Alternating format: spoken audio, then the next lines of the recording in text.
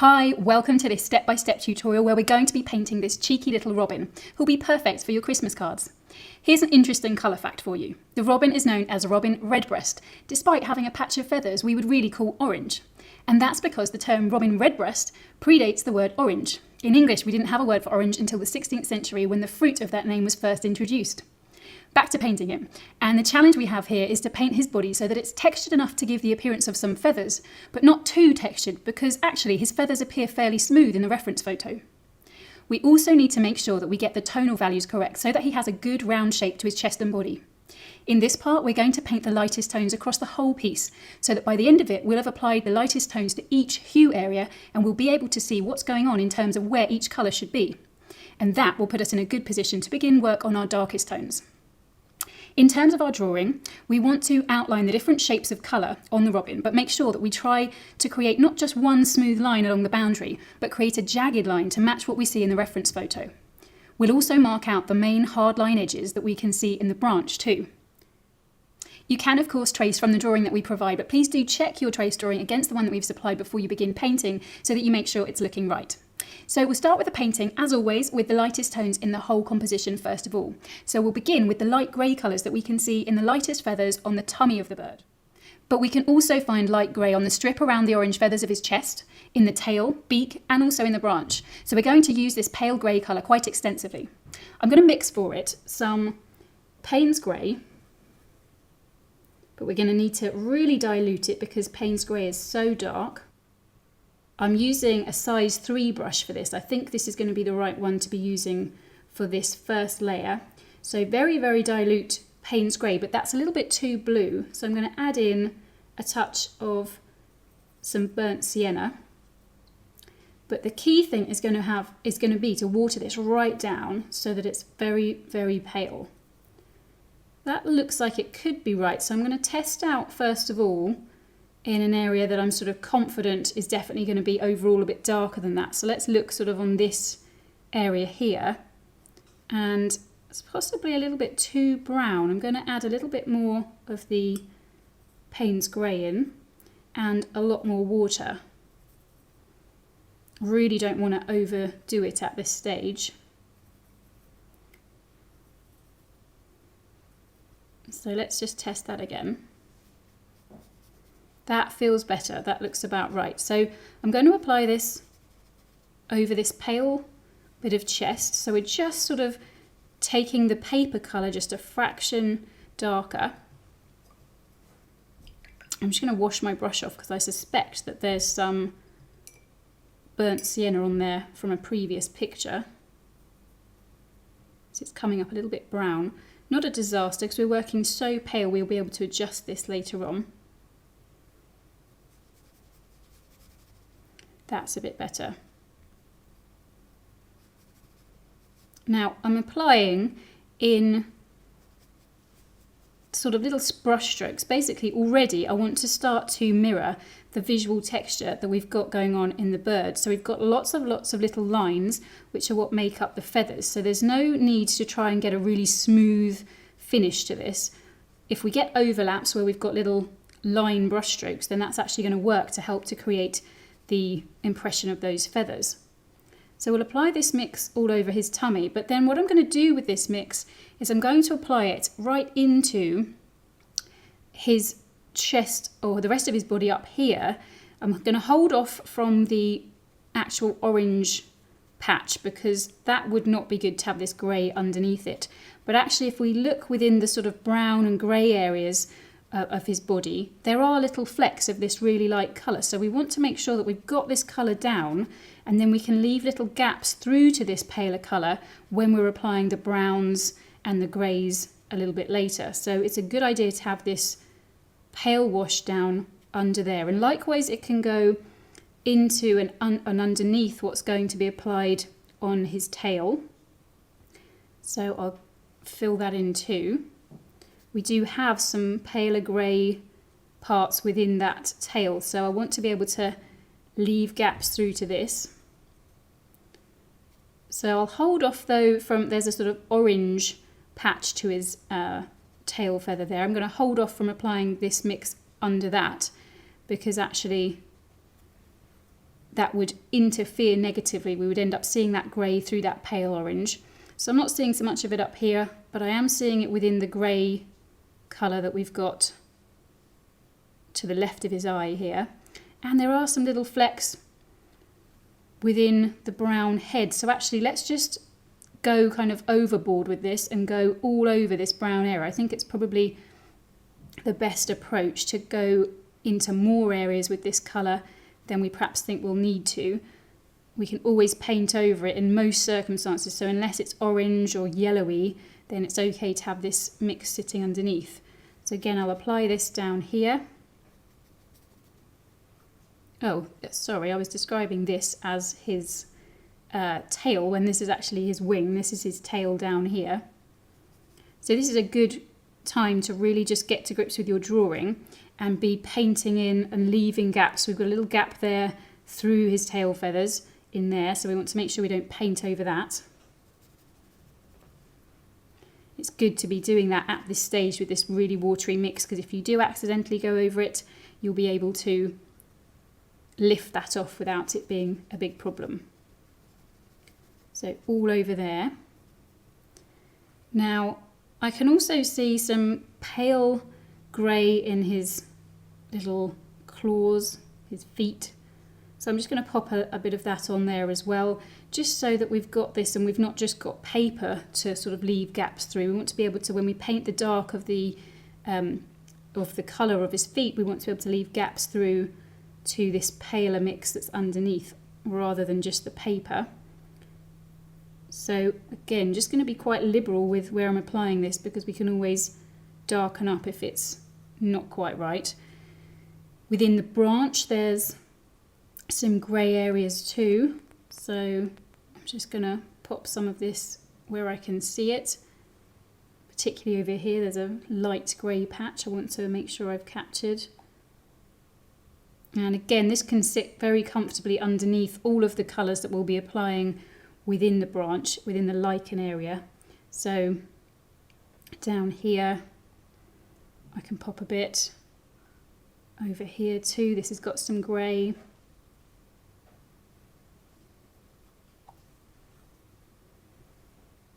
I'm not seeing it so much over here, perhaps a little touch there. Again, it doesn't matter too much at this point. We just want to make an effort. Whilst we've got this paint on the go, we'll make an effort to see if we can apply this wherever we can see it.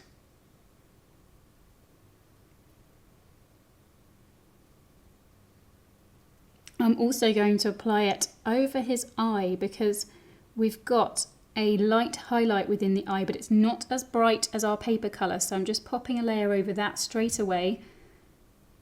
And I can also see a little bit of grey on the tip of the beak there, so I may as well pop some paint in there now, and we'll come back and work on this later on. And then I'm just going to apply a little bit more in there. I'd rather have this in more areas than I think I'll need than too few. We could work on any other hue area next, but I like to be fairly methodical and have you work from the lightest colour areas through to the darkest ones, painting the lightest tones that we can see within each hue area. So next we're going to paint the yellow-brown colours that you can see here on the lower left-hand side of the body, the tail, wing, beak, and interspersed on the feathers on the head, as well as also being in a few places on the branch. So to mix that, I'm going to add to this grey mix that I've got, although there's hardly any left there. I'm going to add in some yellow ochre, a little bit more of the burnt sienna.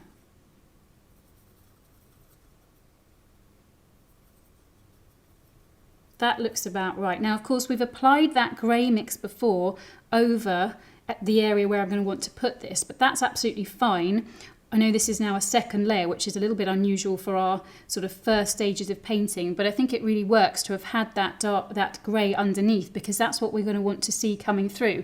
And the visual texture that we've got on the bird is that we've got lots and lots of little lines, lots and lots of little different hue variations where we've got the feathers. So we do need to sort of start layering up with this at this early stage. So I'm going to see what this looks like if I start to apply it into this area here.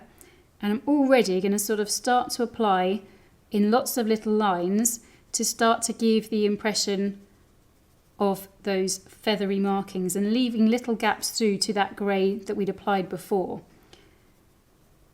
So we don't have to be too precise. I'm still only working with the size 3 brush, so I'm not getting very, very fine lines, but I am starting to build in texture straight away. So leaving paler gaps, there's a sort of paler area there I'm going to hold off of. But just leaving, you can see by applying these little lines, I am ending up with little gaps.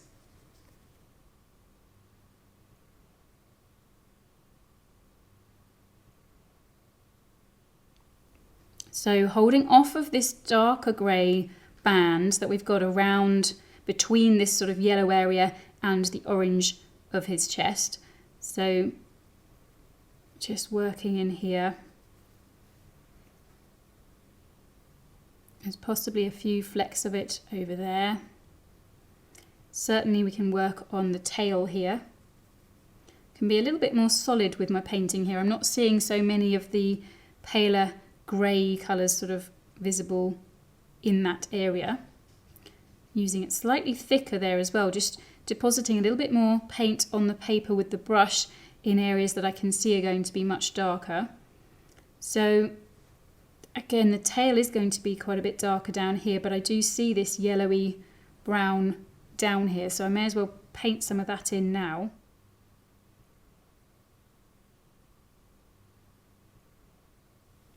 And I'm going to add even more of the yellow ochre there.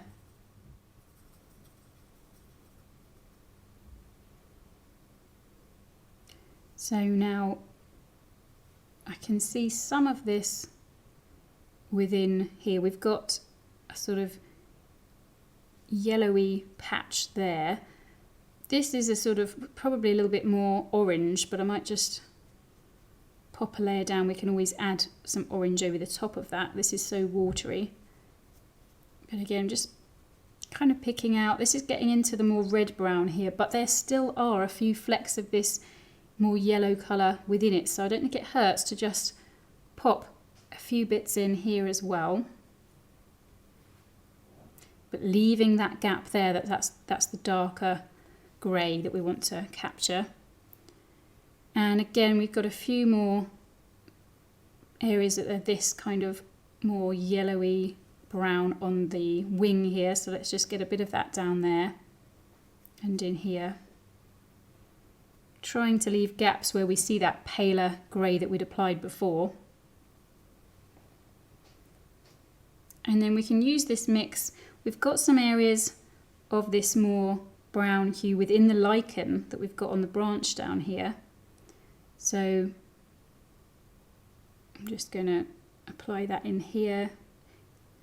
Again, we're working so pale that if we do apply this to the wrong area, we really don't need to worry about it at this stage. We'll be able to go over it with another colour later when we realise our mistake.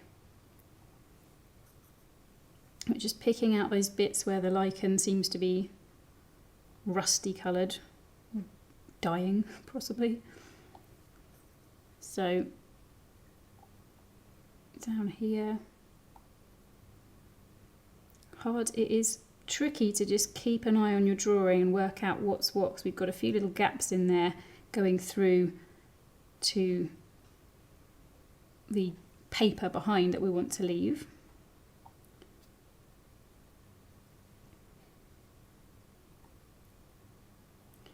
That's probably enough. We can certainly come back in and work on our branch some more later. I will just apply this up in his beak though. So that's a good match. This colour seems to be a fairly good match to the lightest tones and these more yellowy tones within the beak. So next, let's paint the lightest tones within the orange chest. There are some really rich dark colours here, but there are also some lighter, more orange hues, which you can see here. They're not only on the transition between the orange chest and the more neutral hues around it, but they're also around the eye, on the wing, and on the left side of the body a little. So to match to that, I'm going to use my translucent orange, which is really dark, and it's quite red. I think I want this hue to be a little bit more yellow than that. So I'll add in some of my Windsor Lemon, which will make it lighter and more yellow. And again, we're going to keep it really watery for now though. Still using the 3 brush for the moment. And let's start where we can see that yellow going into the neutral area below it on the tummy. And again, already I'm working with the tip of the brush, creating lots of little lines as I apply. That really is going to be our main brush technique for painting him. But what I'm going to do is I'm actually going to take this mix right up in to the rest of this chest, because although it's a lot darker up here, there are little flecks within it that are this lighter shade. So I would rather we had this as a base painted there so that we'll be able to layer up on top and leave little gaps through to this lighter colour. Particularly over here, sort of under his beak, you can see that it's definitely this slightly lighter, more yellowy orange. It's appearing quite smooth because of the brush I'm using and how much water there is. My little markings are sort of smoothing out, but I am making an effort here to paint in these shorter line brush strokes in the hope that I'm going to get some texture marks coming through. And we certainly will when we start working with a smaller brush. So I'm going to block in all of the orange area basically, so up around his beak, being careful not to go over and into the lighter part on the beak. And then we've got this orange around the eye, so I'm going to apply that all the way around there.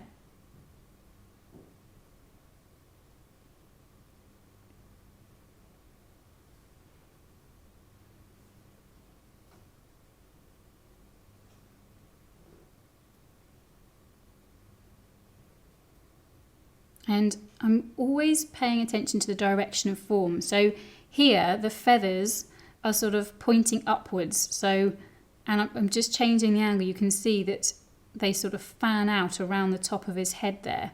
So just kind of tune into that. It's something that I do quite intuitively now, but it's something to really try and tune into, looking for that texture and looking for the direction of those lines to try and copy that with your paintbrush. So just going into that grey area a little bit with the tip of the brush to give an indication of that colour in his feathers just coming into the grey there. And you can see it kind of comes into the grey there as well. But we're not wanting a smooth, hard line transition where we've got our pencil line to guide us. That's where we're using the tip of the brush and making sure that we're getting a feathered, literally feathered effect along that transition.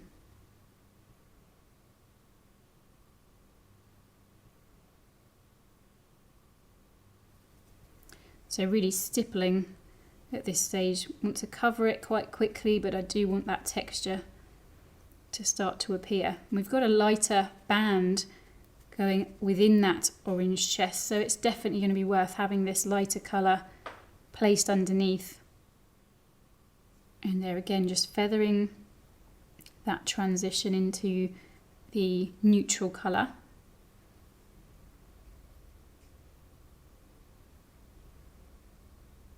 A little bit of it creeping down into the tummy.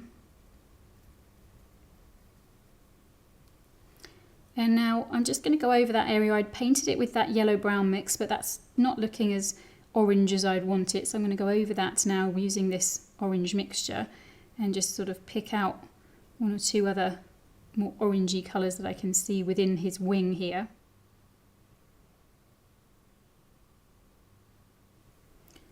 And there's definitely a little bit of orange hue down there, although perhaps it's a bit more yellow, so I'm not quite sure if that looks right there. I'm just looking now for any other areas where I think I can see this. I think we've got it down everywhere we need to. So now let's lay down the more red-brown hues that we can see here in patches on the head, legs, beak, tail and wing, but also interspersed amongst the other hues in the head and left side of the body. So we'll need to change our brush technique to match to the different visual textures that we can see here. I'm going to go down to a size 1 brush because I want a little bit more control over the markings I'm going to make here. I want to make some finer line markings potentially when I'm creating that kind of interspersed look. So I'm going to mix up some burnt sienna, and that's too orangey. I'm going to add in a little bit of permanent alizarin crimson and a little bit of Payne's grey to just make that a more of a rich red brown. That's probably still too red, so a little bit more of the burnt sienna, a little bit more of the Payne's grey. That was too much Payne's grey. It's actually a good idea to have got some of your Payne's grey and just put it on the palette there where you can access a little bit. So let's carry on and just balance this back out.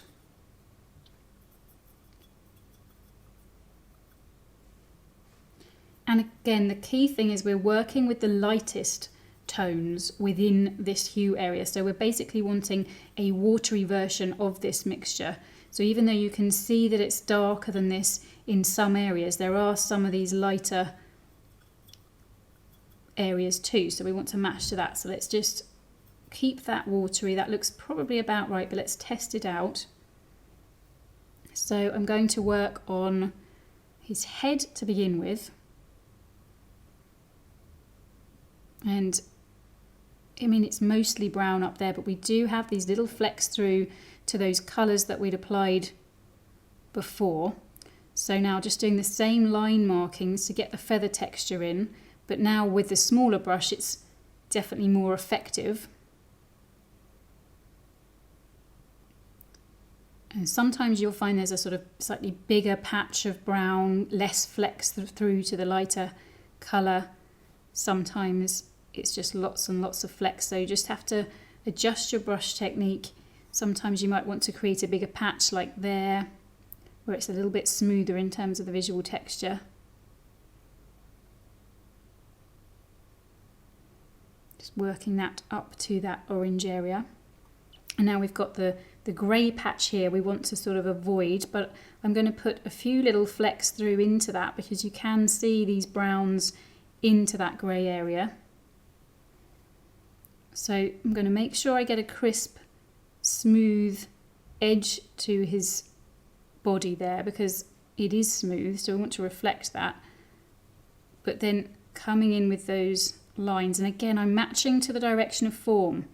So the feathers are coming around his body at that angle, and I want to try and match that with the line markings that I'm making.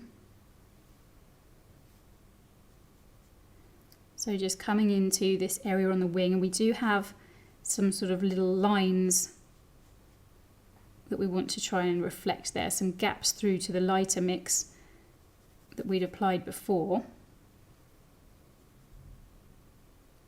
We'll of course be coming back in and working more detail there with a darker mix later, but for now we just want to sort of block that in. This is an area that's browner,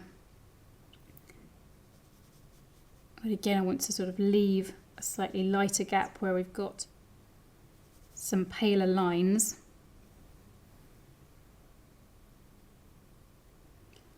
Bit of the red brown just down on the tip of the wing there and down in here, but otherwise we're going into a less red brown down there. It's definitely more of a sort of almost blacky brown, so I'll hold off from much of that.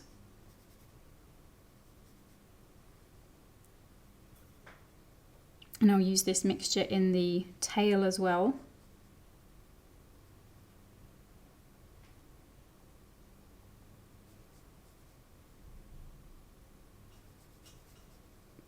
Just trying to paint these strips in where I can see this. So, you know, it's the same principle, applying this mix everywhere that's this hue and tone or darker, holding off from any areas that are either a different hue or a lighter tone. So it goes into sort of more grey in there, but again there's a bit of this brown texture, so I'll try and capture that now. Got a little bit of brown in there, a little bit of detail always applying with the little lines. And I'm going to add a little bit more of the permanent alizarin crimson into that mixture to get a slightly more reddy version, to just apply onto his legs and down into his feet, because they're a little bit more red in hue, but keeping it nice and pale at this stage, because certainly as we get into his feet there are some paler tone areas, so we want to make sure we're matching to that, leaving any bits that I think might potentially be lighter than this. And you can see I'm just creating little lines into the paler area just to match to that visual texture we can see there.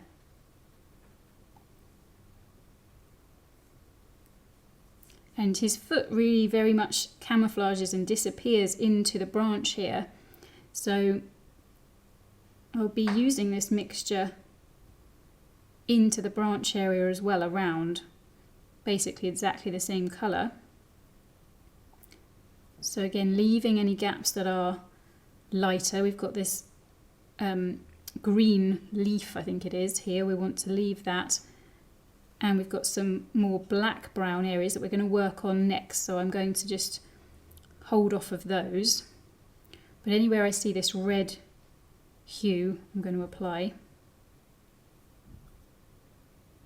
So in here. And I'm going to be quite liberal with this. Again, if I apply this into an area that's darker, so where we've got those darker, more black browns, that's not going to be a problem. We can paint those over the top of this without that causing a undesirable visual mixture. So it's better really to apply this to a larger area, just only holding off from where you've got that more yellow green hue of the lichen. Definitely don't want to apply this into that. But everywhere else you probably could apply this mixture. And again, we'll use it on his other leg over here. Just resting my hand on the paper, making sure I'm working within my pencil outline. We do want to keep nice thin legs to him, so we want to try and work within our pencil there. Just losing the red quality, so another little bit extra permanent alizarin crimson in there.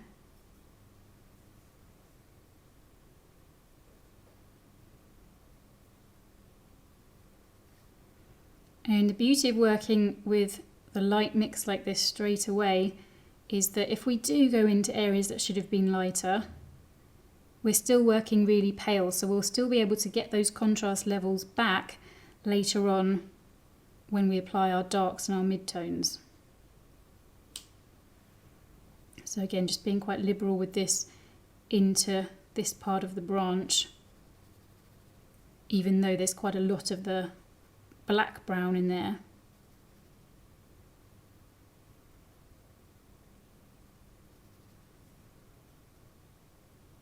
And I'm just going to pick out a few of this red brown down at the bottom here. Certainly over on this side.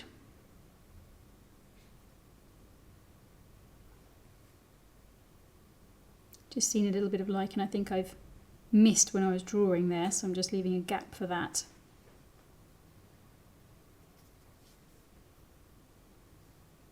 So it's almost a bit more grey in the hue at the top half of this bit of branch, so I'll just restrict this reddy brown to the bottom there.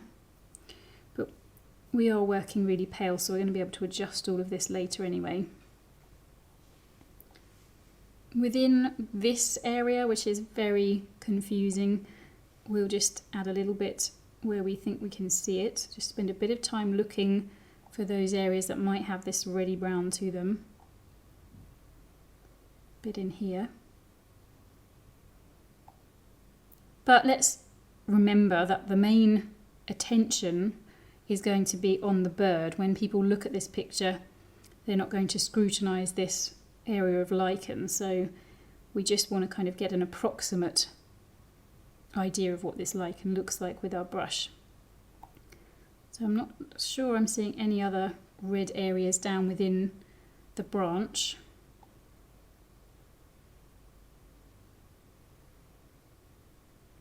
I think that area in there is quite red, so let's pop that in. And then just to the left of his foot here, in fact that's very red, I'm going to add in, oops, a little bit more permanent alizarin crimson.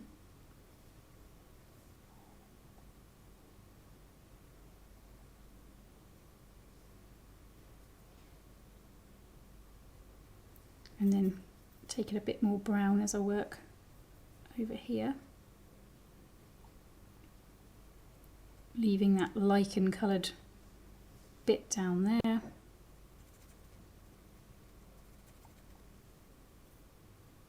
So we're really just piecing this together a bit like a jigsaw puzzle, with all the different colours working out where they go, and just between his toes here. I think that looks about right for now. We can come back with the mix if we discover we've missed anything later on. Perhaps just a little bit more over here, because I'm working so pale with it that I think it's got slightly a red brown hue to it, so let's just apply that there. If in doubt, like I am here, I'm just going to water down.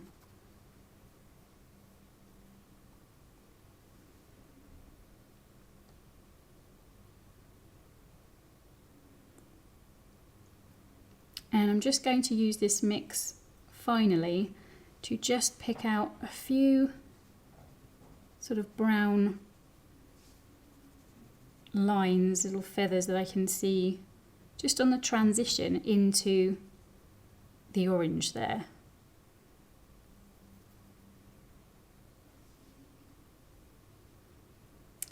Now, to complete the lightest tones on the robin and be at a stage where we can really map out what hues go where, I'd like to get a layer of paint down in what are the dark black-brown areas that you can see here. Lots of these areas are some of our darkest tones of the whole composition, but many do have some tonal variation within them, so I'm going to paint a pale, watery version of this dark hue onto those areas now. I'm going to continue with the one brush, and I'm going to use more of the Payne's Grey in my brown mix. So it's going to be basically Payne's Grey, a little bit of burnt sienna, but it's going to be the Payne's Grey in it that's going to give it that more black quality. But of course we're watering right down, so it's basically going to create a sort of grey colour, but a darker version than that first one that we were applying before. So that looks about right. And I'm going to go in and work, let's work in here where I definitely know I want this sort of grey colour. That looks about right. So I'm just working into this wing here, but I'm making sure I'm leaving the paler gaps that are around this section so that we're building in some of the texture and some of the pattern that we've got here. And then that's coming out and going into that brown that I applied before. I'm just painting slightly over that. We'll worry about that transition when we're working with our darker mid-tones. For now, don't worry about overlaps at all. I'll also use this mixture here and into this dark line we've got there. Again, some darker lines here, which are going to have to be a lot darker in some areas, but some of them are this paler colour, so it's good to get this mixture down here at this stage. So into that dark section there.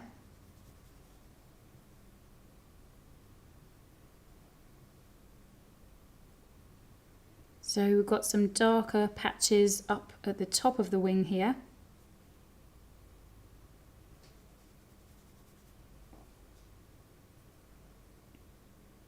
And we've also got this dark colour within the beak. So let's just pop a little bit of that down. Not going up to the top part of the beak though, that's that lighter grey that we applied before. Just round the edge. And we'll definitely be coming back to that to work on later. So I'll now just use this on the underside of this wing here where it goes into shadow. I'm just going to use that here and just feather that edge to create little lines going out to start helping to create the texture on the body there.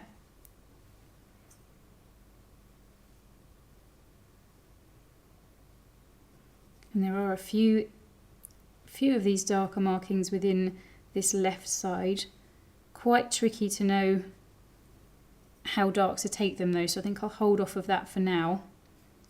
Just apply this darker mix there. And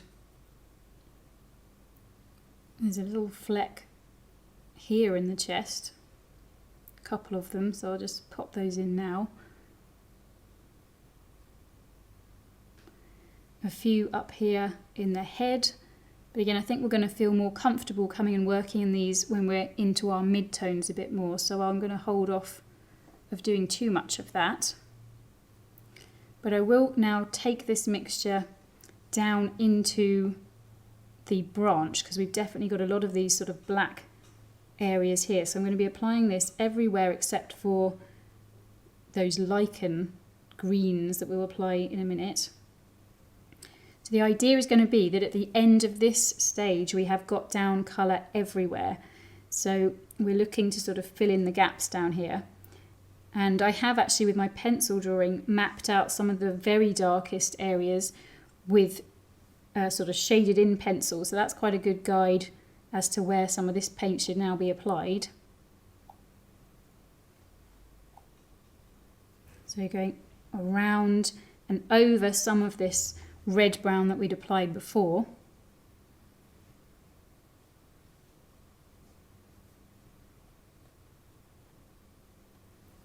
So I'll just go ahead now and fill in the rest of these areas with this black-brown mixture on the branch that need them.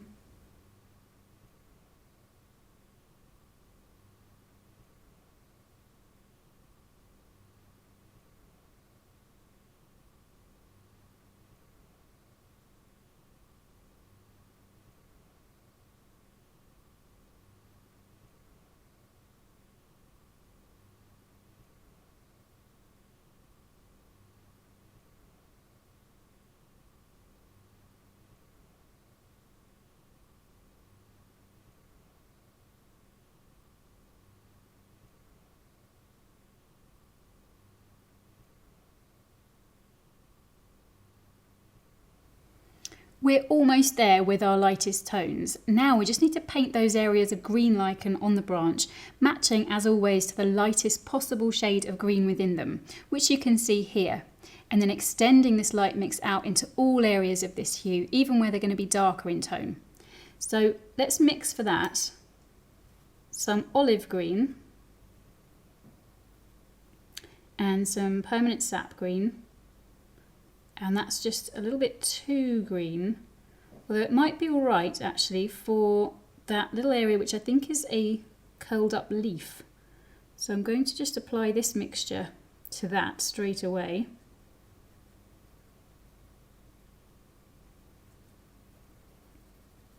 Because that's a bit more green than the rest of the lichen. The rest of the lichen has got more of a blue hue to it. I'm being quite liberal with this. I'm just kind of filling in the gaps because it's so pale. We'll be able to come in and neaten up later. So now I'm going to add to that, I'll use that bit of Payne's grey and just add that in. Perhaps a tiny little bit more permanent sap. And let's see, that looks a decent match to the lightest tones. So again, it's a match to the lightest tones, but we'll apply it all over these green lichen areas because we'll be able to darken up on top of them where necessary. So I'm just going to go ahead now and do that to all of these areas of lichen. Don't be afraid to overlap and go into areas that you've already painted here on the branch. It is a bit of a mess on the branch, but quite honestly that is what it looks like. So that's what we'll be matching to, and we'll be able to work into it and add more detail and change colours a little bit later on anyway.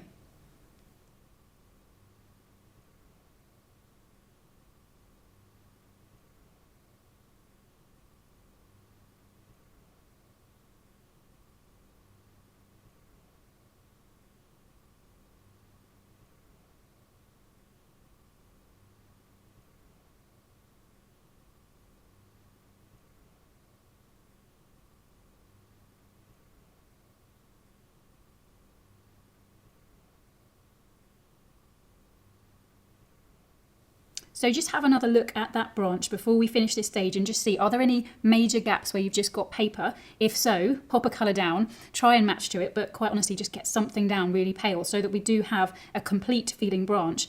We've got the pale grey in some areas, so if you're not sure what colour to put down, you've got some gaps, go with that pale grey and we can always work into it later on.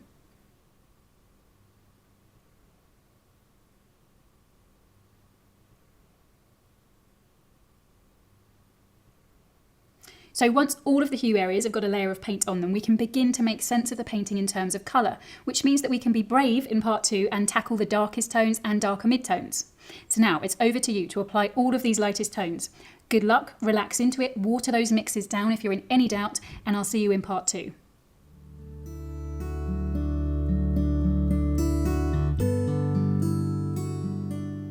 Welcome to part 2, where we're going to begin to bring our robin to life by painting the eye, which is the darkest part of the whole composition. And then we'll paint the other darkest tones in the branch, wing and beak before moving on to the darker midtones. So let's begin with that sparkly little eye. When we get that done, we'll have really captured his character and it'll spur us on to finish him off. We've already got the lightest tones in the eye painted, so we'll now work on the darkest tones and try and create the shape of them, as you can see here. They're the areas that I've shaded in with my pencil drawing so that they're really clear. We're going to mix up a black, basically, which is going to be really, really thick Payne's grey. And that's obviously very blue, so to make that into more of a black, I'm going to add in some thick burnt sienna. And I've gone right down to my treble zero brush now for absolute maximum control in making my markings. So it's really thick, it's at a creamy to buttery kind of consistency. And I'm going to go in and just work over the pencil work that I've put in there before. So you've got to work to create a really fine line over on the left hand side and then really concentrate on getting that shape as best you can.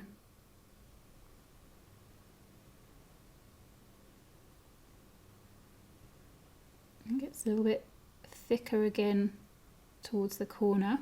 It's got that sort of point to it. And then there's this dark line around the top as well. And then we've got this shape coming in.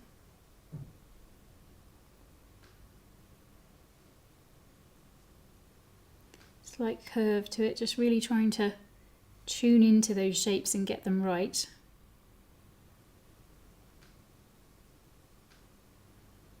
Again, there's a sort of darker shape coming down there.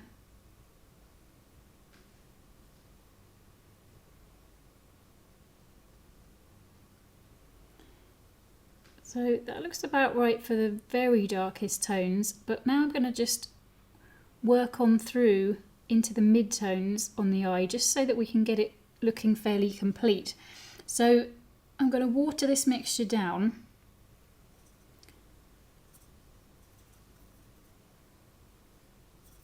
Quite a bit. I'd rather go too much and then have to do another layer. So once that's looking pretty watery, and I want plenty of the Payne's grey in it to give it that more blue quality, I'm then going to just work over this section here. And I'm going to water down again and just work over that top section, just trying to vary slightly the tones there.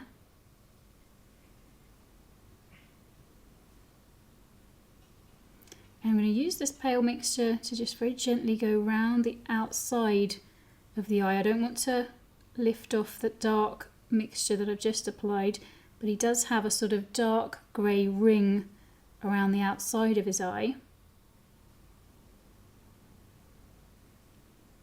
And that's looking okay, starting to have a 3D effect. I want to just let it dry off, and then I'm going to apply a little bit more into those darker midtones. So let's just let that dry. So I'm just going to come in and just apply a little bit more just there, so that I get a bit of tonal variation within these secondary sort of highlights, and that does give it a bit of shape. The rest of the darkest tones are not quite as dark as the eye, but are nevertheless pretty dark, and can mostly be seen on the branch, feet, wing and beak, which is where we're going to start.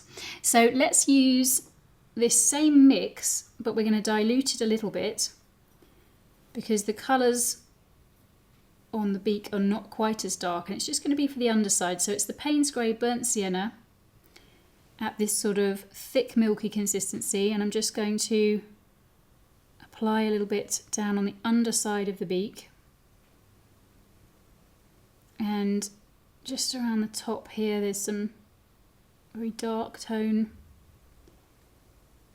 and there's even some little sort of dark hairs which we can get into later on really, but just looking out for those. So a little bit more on the underside. That's probably enough for working on the beak.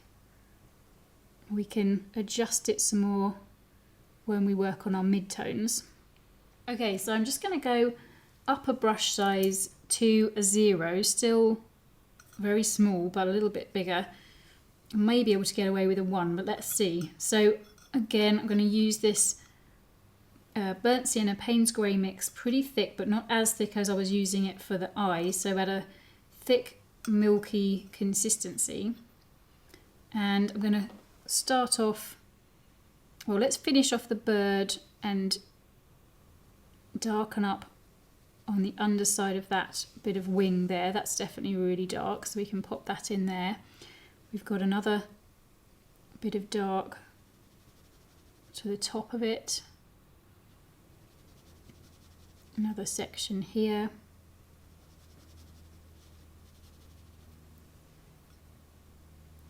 and then it is really quite dark on the underside of the wing in here.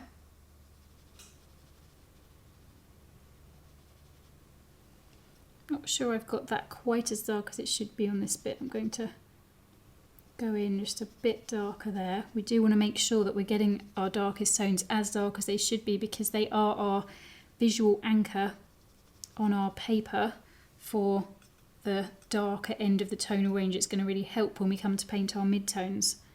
So I'm going to get straight in to working into the branch and just picking out some of these really dark areas down here. In terms of the brush technique, it's mostly using the tip of the brush to create hardline edges.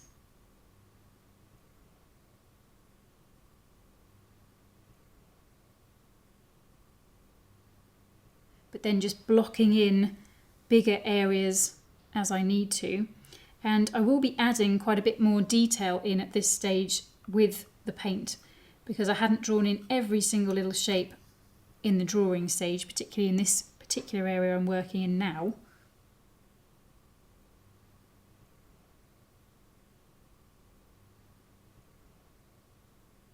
But there's not much to it in terms of the brush technique, so I'm going to speed this up and show you me working on this a little bit quicker.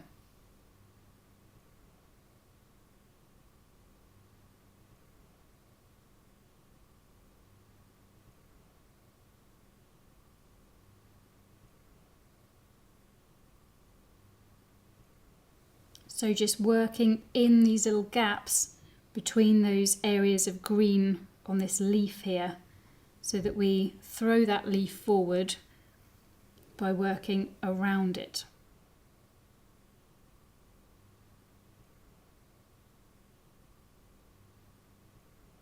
Occasionally I'll be stippling the brush to try and capture some of that rougher visual texture that we've got in some parts of the branch down here.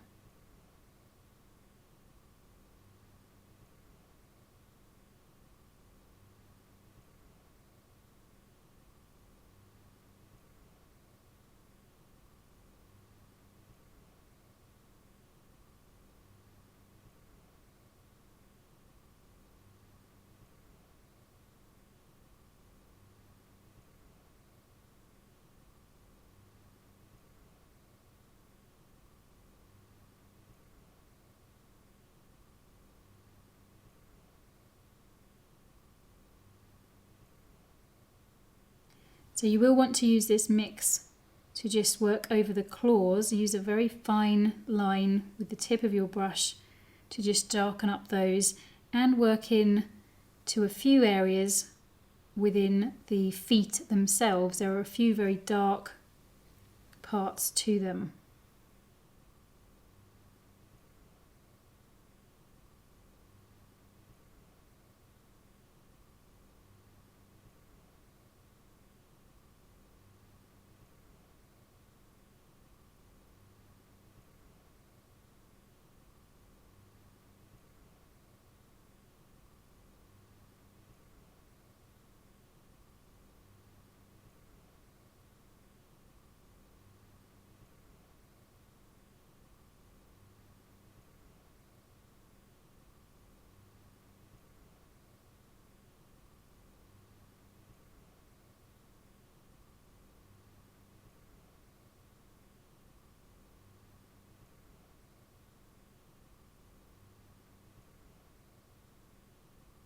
So now the darkest tones are painted, let's paint the darkest midtones.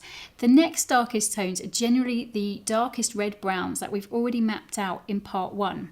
Although now we're going to be trying to get them as dark as they need to be by comparing them to the darkest tones that we've just painted. So for these, we're going to mix the burnt sienna. Some of that Payne's grey mix that's there on the palette will be fine with it. So a little bit of Payne's grey in there. And then we want to just make it a little bit more red by adding some of the permanent alizarin crimson to it. That's probably a bit too red, so a bit more of the Payne's grey in. And I'm going to start down in the branch where I've just been working, because I want to really start to get some of these rich dark browns that really connect up with the very dark black colour that we've just been painting down there. So let's get plenty of that permanent alizarin crimson, and we'll just sort of start by working in next to that claw.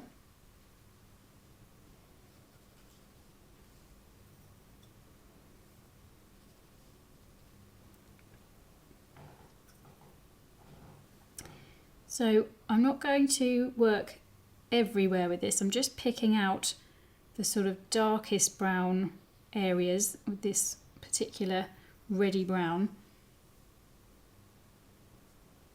and making sure that I'm leaving little gaps through to any areas that I think are lighter in tone than this mixture that I'm using.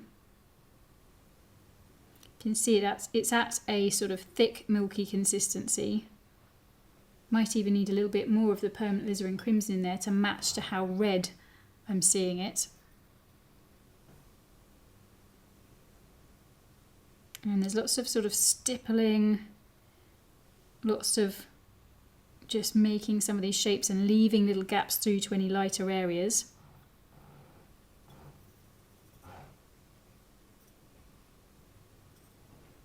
And now I'm going to add in a bit more Payne's grey,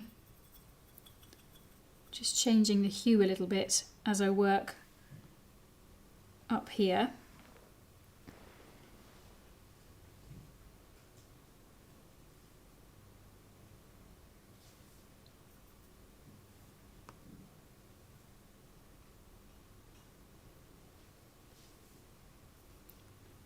So let's now speed this up and show you where else I'm going to place this dark brown mixture within the branch.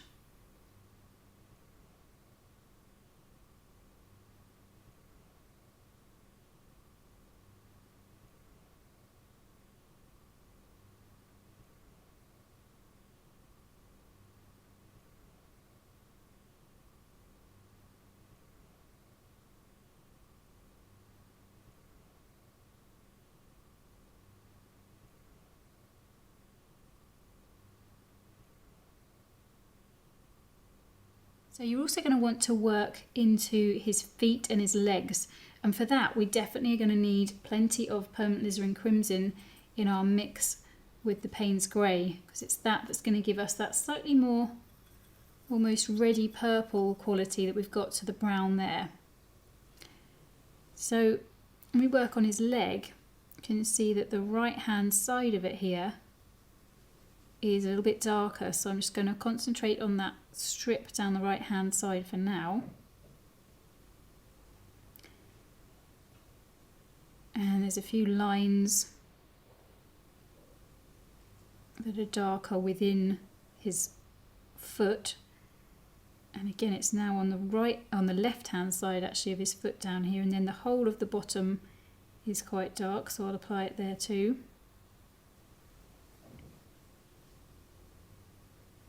Just making sure that we leave some highlight on the foot, which will help give it some form.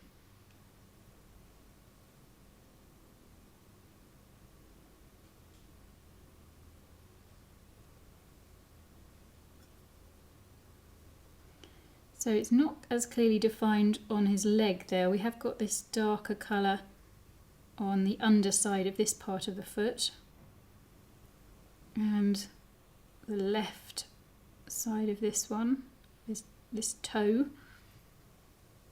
And it really does help to give it some form if we can darken up along those. Just going to water it down a fraction to apply this all over this leg.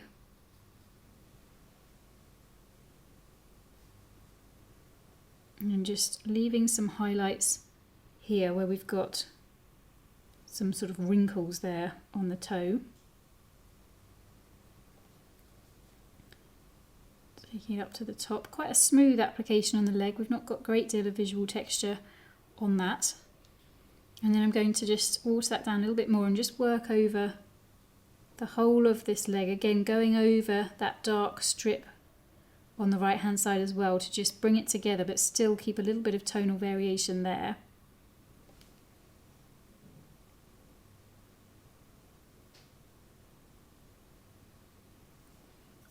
And already I can see I'm not quite as dark as I'd like to be on some parts of the toes, so do use this opportunity if you see that you're not as dark as you should be to just go over with another layer once things have dried off down here.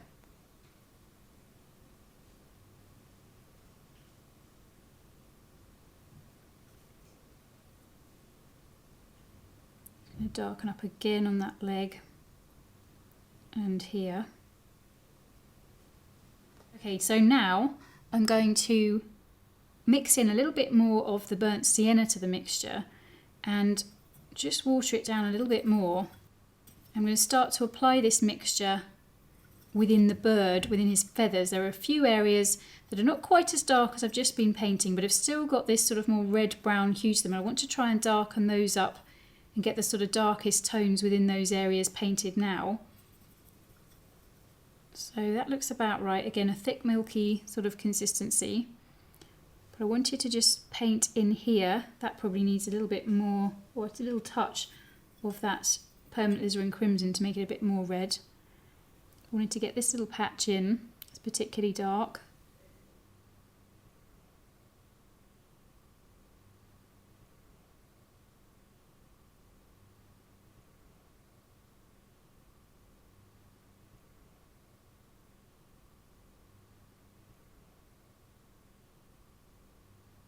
So just wanting to get that as dark as possible in this patch here, and then picking out some other dark brown areas. So just sticking with the darkest tones. We will be coming back to work into this some more on the mid-tones. And I can see there's a little bit of this really dark up here, so we'll just for now add in a few. It's hard to judge up here, so we've worked on the mid-tones a bit, but for now let's just add in a few more little hairs up here, fine little lines.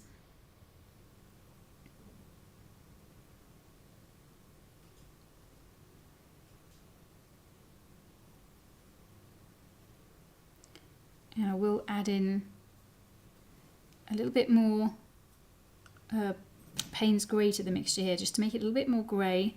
But I will now just start to work on the edge of the bird, because that is quite dark over here, and I want to kind of get that in now so that we can get a sense of it being a little bit darker on the edge, which will help with it having some form.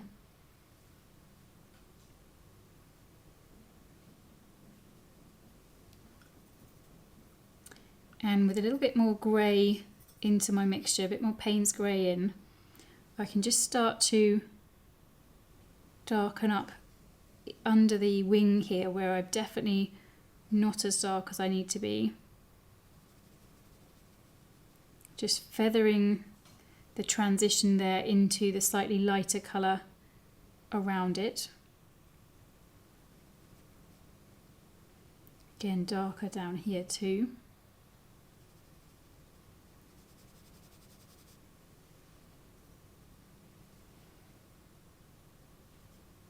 I can see a darkest tone area that I've kind of missed there, but that's part of this process. It's such a complicated picture that we're going to miss areas, but working in this way, it really doesn't matter. We can add them in with a later layer.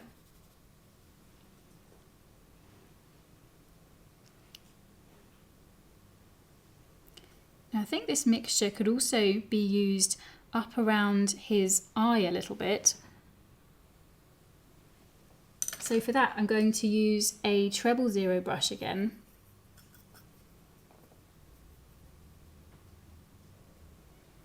I'm just going to start to mark in some of these little shapes around the eye. If you've painted other birds with me, you'll find these shapes quite familiar now. All birds seem to have these same shapes in their feathers around their eye. So we can't capture all the detail, we're just giving a sense of the shape around the eye with lots of little tiny lines with our brush. And that sort of connects up to the area just around his beak that's a little bit darker too. Slightly makes him look like he's frowning and he's got a downturned mouth, but that's okay. We're going to capture that anyway. And then just darkening up around that beak. And I'll use this mix whilst I'm here to just extend into that orange area. We'll get into that detail a bit later on, but I just wanted to pop in a few lines there as I saw them. And again, just working in with this darker mix, going into that darker grey. And just looking around this boundary, the transition between the orange and the grey, and just looking, and there's quite a few darker markings there. Again, I think we're going to come back to this once we've worked on the orange a bit more. But I'll just pop a few other dark markings in that I can see. Okay, so now that we've painted the darker midtones with the browns, we've got our darkest tones in with the black browns, we're going to turn our attention to the kind of other darkest patch on the robin, and that's his orange chest. So we're going to look for the darkest tones within that, which you can see here, and try and place those now, and then we'll be able to work on the midtones and make it more solid in the next part. So for these darkest tones, I'm going to use some translucent orange, and I'll be using it nice and thick. It's a lovely dark hue, so it's got a great tonal range, and we can get it really, really thick and dark, but that's still not going to be dark enough for what we want here. So I'm going to add to it some of my burnt sienna. Again, keeping it really nice and thick. So those two together are creating a dark orangey brown. And I'm using a one brush that may or may not be too big. Let's see. So I'm going to concentrate just around his beak down here. See if that looks like it's... Actually, that does look like it might be even too dark. So I'm going to go down to a zero brush. And I'm just going to water this mixture down a touch because I don't want us to overdo things. And the zero will give me a little bit more control for up here. So working around underneath his beak here. And just around those areas that I just painted. I'm actually going to go over them because I can already see they're going to need to be darkened up a bit. And always moving the brush in very fine, small little lines, short little lines, so that we're creating the impression of those feathers and leaving little gaps through to the lighter colour we've got underneath around this eye, so that we're creating that texture. And looking out for these darkest tone bits, so probably around here a little bit more, up here.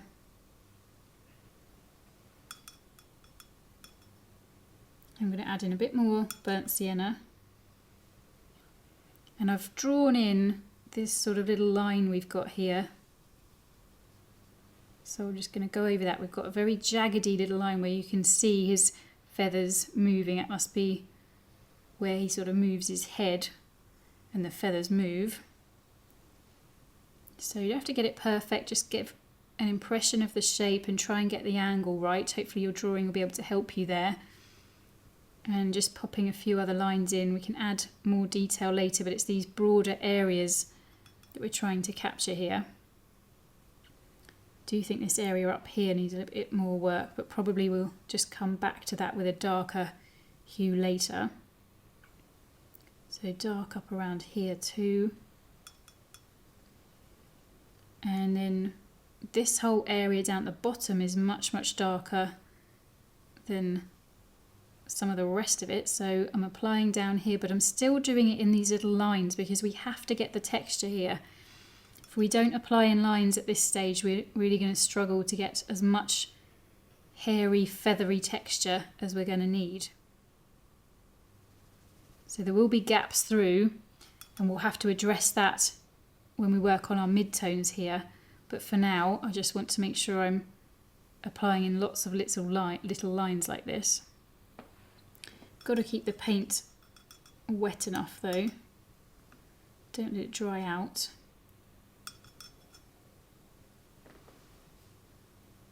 It can dry out on the paper, I just mean don't let it dry out on the palette, because it gets really difficult to work with and you can't get as fine, crisp lines as you'd like. So some more dark hairs here, a patch here. And then if we look at the transition over here into the dark grey, we've definitely got quite a lot of this dark orangey brown colour here. So again, look at the angles changed. I'm no longer going this way, I'm going down to the side a little bit more because that's where I can see the angles of the feathers have changed. And just bringing that out into the brown area there. And then all the way along here.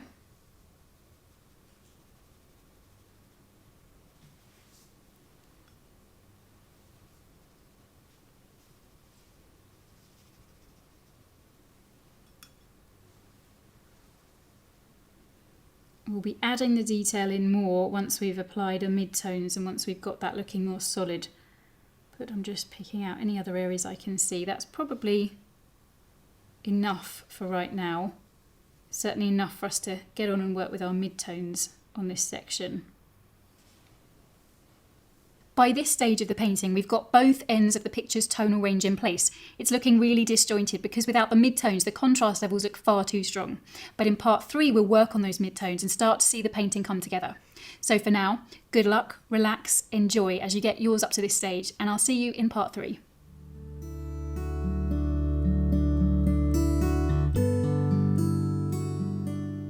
Hello and welcome to part 3. We've done lots of the hard work and now it's time to rescue our little robin out of its ugly duckling stage by working on the midtones throughout the picture, which will bring the painting into tonal balance. This stage should be good fun. We're going to begin where we were last, which is on the orange area, and we've painted our darkest tones in there. So now let's begin with the midtones. So I'm going to create a midtone mix, which is going to be translucent orange and we'll add in a bit of that burnt sienna that we had before, which will just mute that colour down a little bit because it's a little bit too bright if it's just the translucent orange. But then that's not really quite as yellow as I would like, so a little bit of the Windsor lemon in there too. And we'll get this mix to a kind of milky consistency. And we're just going to begin by kind of working up and over the darker tones that we applied before. Now I'm using a size 3 brush so that I can cover this area with a smooth wash fairly easily. Although I say smooth wash, we're creating a wash, but I'm still applying in these small lines so that I can get any overlaps to work to my advantage in creating the feathers. So I'm working in the direction of form always.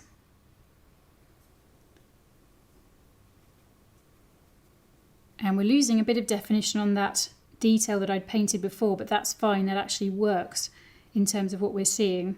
So I won't come right up to the edge there. I want to leave that paler mix visible there to really help soften that transition into the grey chest or tummy.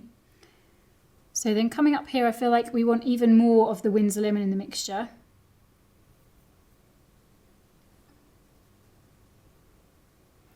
And this is appearing quite smooth, but we'll have to work some texture in a little bit later.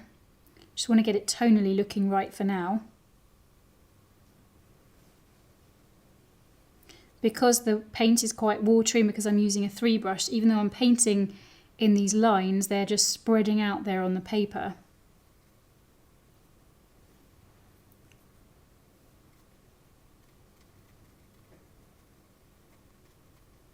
So I'm just going to go ahead and paint the rest of his orange area with this mixture.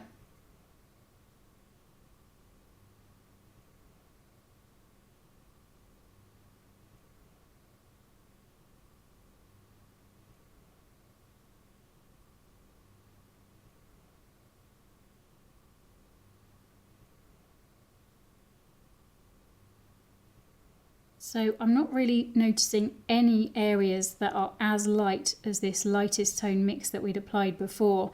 So I probably had misjudged that, which is very easy to do without having painted in our darkest tones. So I'm basically applying this over all of those lightest tone areas. Got to be really careful around the eye, so I'll go down to a much smaller brush, make sure it's clean.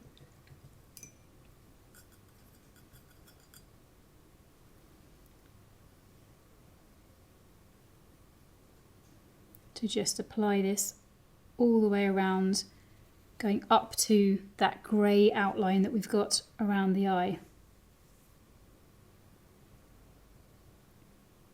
And just feathering the edge of it into what is going to be that brown area. So now that we've just added that next layer on, we can go back in with a similar consistency mix. I might make it a little bit thicker to just start to really beef up the sort of darker midtones. If that was a lighter midtone mix that pretty much went everywhere, we're now going to use the same colours, translucent orange, bit of burnt sienna, but I'm going to take a little bit thicker now, a little bit of that Windsor lemon in there too, and I'm going to go back in to work into this darker part, and I've gone down to a 0 brush again, because I really do want to start to get more definition and more texture in here.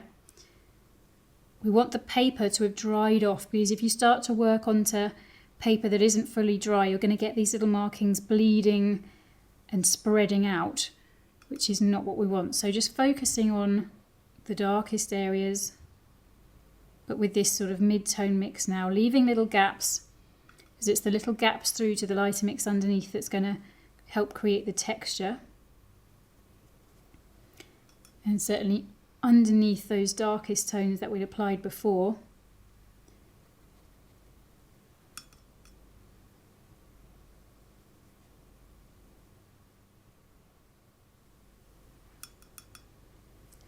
So let's speed this up so you can see me doing this across these darker mid-tone areas within the robin's orange chest.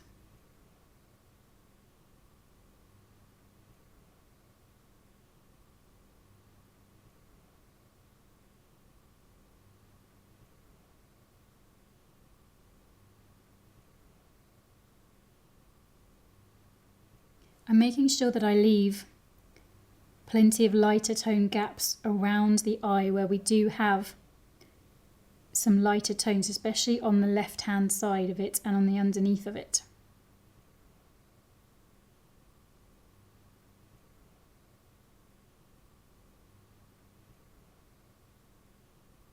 Okay, so now I've been working with that mixture. Those lighter tone areas that I'd applied that mix on before are now jumping out as being a little bit too light still. So I'm going to adjust them by working on those again. I'm not going to go to the 3 brush because I think that'll make too smooth an appearance and I want to get more texture in now. So I'll go down to a size 1 brush instead. And I want to add in more of that Windsor lemon. I think I'm noticing that when my mix is drying, it's not drying as yellow as it seems in the palette when it's wet. So I want to add more yellow in to try and compensate for that so that I am getting the right kind of hue. So again, it's that milky consistency, and that's really what we're working with now as we start to sort of meet in the middle between our lightest tones and our darkest tones.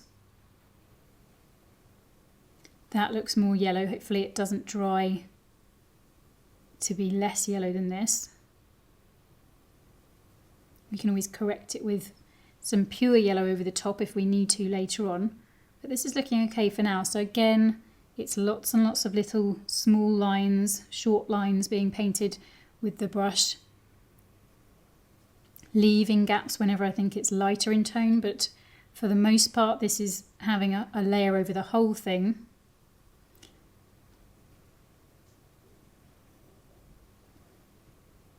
Now I'm going to water that down a little bit, that yellow, and I'm just going to apply that up here on the eye because I think that colour needs to be more yellow. And I'm just going to sort of glaze over here as well, so we're getting a little bit of that yellow coming through there. And then let's just get some pure yellow watered down to just work on this transition, because we really can see quite a bit of yellow on the transition here into the grey tummy. So I'm just going over into the orange area, lots of short little lines so that we get a sense of that texture. And then just back to that more milky or yellowy orange mix to apply it over here. So sort of as a glaze on top here, I'm just kind of working in larger patches that I think need to be darkened up.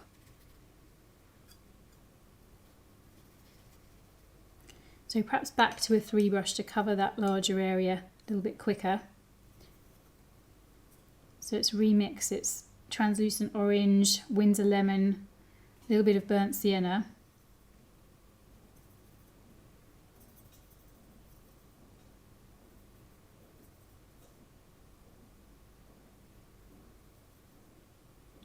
Keeping that mixture at that milky consistency and just gradually darkening up here. Now the key thing that we're looking for when we're working on these midtones is to get the tonal balance right in terms of these bigger, broader shapes. So we've really got a dark patch under here and along here and up here. And that's got to be, oh, that's darker up here as well. Those areas have to be darker tonally than the other areas if we're to get a sense of the bird's shape, so the way in which he's kind of curving around. So he's very round, he's puffed up his chest. So I'm going to concentrate on these areas and just gradually layer up. It's best to work with these milky consistency washes so that we're not sort of going in too heavy-handed. We're slowly and gradually darkening up. But they're definitely going to be the areas that I concentrate on. So you could turn your picture round at this stage if you feel that you're not able to see those bigger, broader shapes that are darker. You can always turn your reference photo and your painting around, and that can often help you to see those shapes a little bit easier. The eye sometimes gets a little bit stuck looking at the same picture that's been looking at for a while now, and flipping it round can really help you to just see afresh where the different shapes are. So having worked on those midtones, I'm now looking at that darker shape and those darkest tones areas that I worked on before, and I'm feeling like I need to make a tonal adjustment now and go in and darken those up. So I'm going to need to let that dry off for a second before I go in and get that darker. So let's mix up the darkest tone mix again in readiness. So that was translucent orange and some of the burnt sienna. Just those two, nice and thick. And let's just see if it's dried off. That's probably dry enough down there. So I don't want these marks to start bleeding out. I'm really just going to apply lots more little lines to give it that feathered look down here. And that comes all the way along the side here. And of course what's happening as I'm doing this is that you can really see now just how much darker I need to get on the whole of the brown area on his head and his wing, but also clearly on this side in here I've really got to do some work. So it makes it so much easier to do that now that I have darkened up nicely on his orange area. So just back in with this dark mix up here. This really is quite dark up at his head. Not right the way to the edge. We've got a yellow patch there. And these feathers are even shorter. So even shorter little lines being made by the brush and trying to get it to be in the right direction of form. Definitely going to need to come back in here and work on some more detail in the eye area, but we'll leave that for now. And again, the beak is standing out now as being too light as well, so that'll need a bit more work. Let's just concentrate on these dark areas.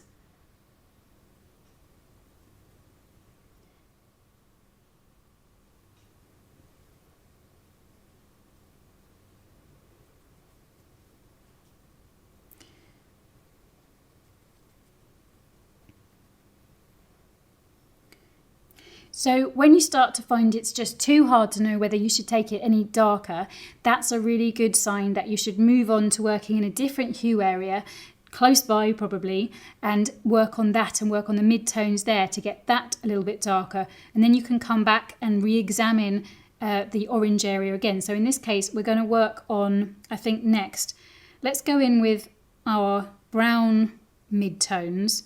So working on his head and down the side of his wing here, and just darken that up some more, and then we'll be in a really strong position to come in and work on that tummy area, which will be really fun in terms of getting it to have some shape to it. So let's mix up our brown mix again. I've got some here on the palette already, and that was our burnt sienna, Payne's grey, and a little bit of permanent alizarin crimson in there too. And I'm going to be using it in a milky consistency again because we're subtly darkening up here. So it's very similar to how I had it before, maybe a little bit thicker. And I'm going to use I've got here the treble zero brush. That might be a bit too small, but certainly we want to have some control over where we put this. So let's just try up here where it's quite dark. Let's see what we think of that. Does that look okay? I think that does look about right. And again, I'm right, I think, to have the treble zero brush because up here we've got such fine detail that we have to be applying this mix in lots and lots of little lines so that we can try and capture that furriness, that hairiness, the featheriness that we've got up there. And just working into that orange area that we've just painted. So we're working on that transition by getting the little lines of dark to come into the orange area in the same way that we had the orange area creeping into the brown area. Making sure we're getting the direction of form right as we work around.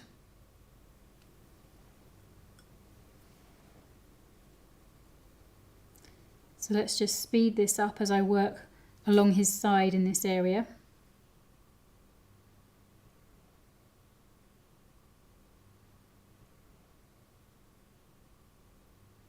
Now I'm just going to darken up in these brown areas that we've got on the wing, but working with the milky mixture, we're just doing this quite subtly.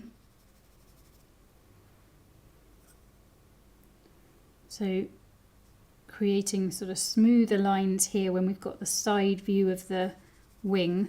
That's the kind of shapes we're seeing.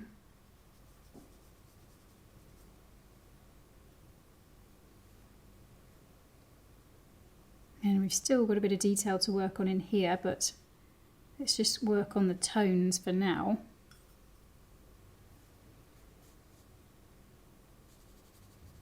So I'm just reinforcing with another layer, going back over the edge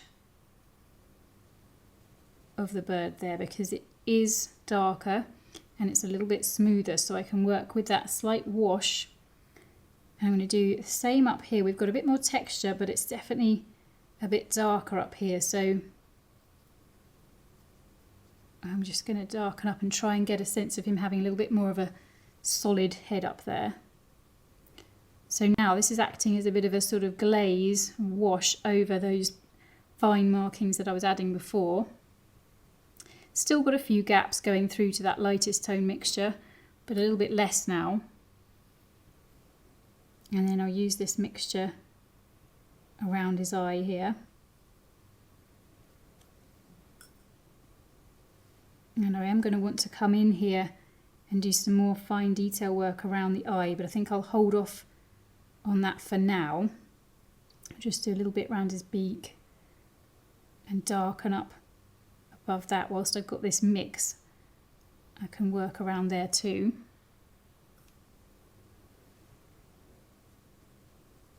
So again, on this transition into that grey area, which really is jumping out now as needing to be darkened.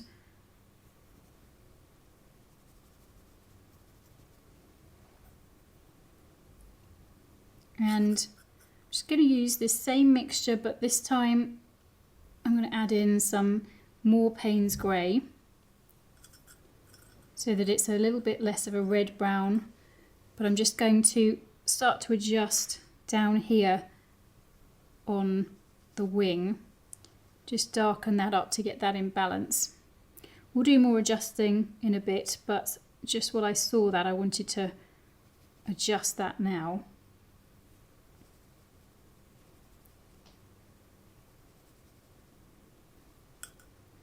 So now whilst I'm working with this brown mixture, I'm actually going to go in and work on the mid-tones within the branch, because it's the same kind of hues that we're going to use for down here. So let's just get that same mixture. Let's go up a brush size. We probably don't need this level of control. We'll just go up to a 0. Make sure it's washed off. And we'll start to meet in the middle with our tones down here. So let's use the Payne's grey, burnt sienna, again at a sort of milky consistency, a little bit more dilute than that. And we'll add into that some of the permanent alizarin crimson. I'm going to zoom in so I can see it clearly and just start to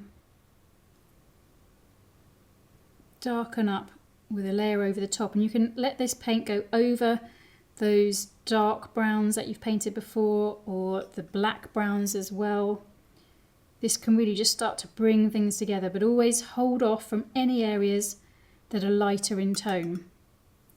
So you can stipple a bit if you're needing to create some visual texture, but in general we want to start to get this branch area kind of coming together. We'll be holding off from those green lichen areas, which will darken in a minute, but for now let's just really darken up with this mix. You can change the mix, add in some more permanent alizarin crimson where it's needed, some more Payne's grey where it's needed, but these will be your base colours for this area. So I'm going to speed this up so you can see me applying this across the branch.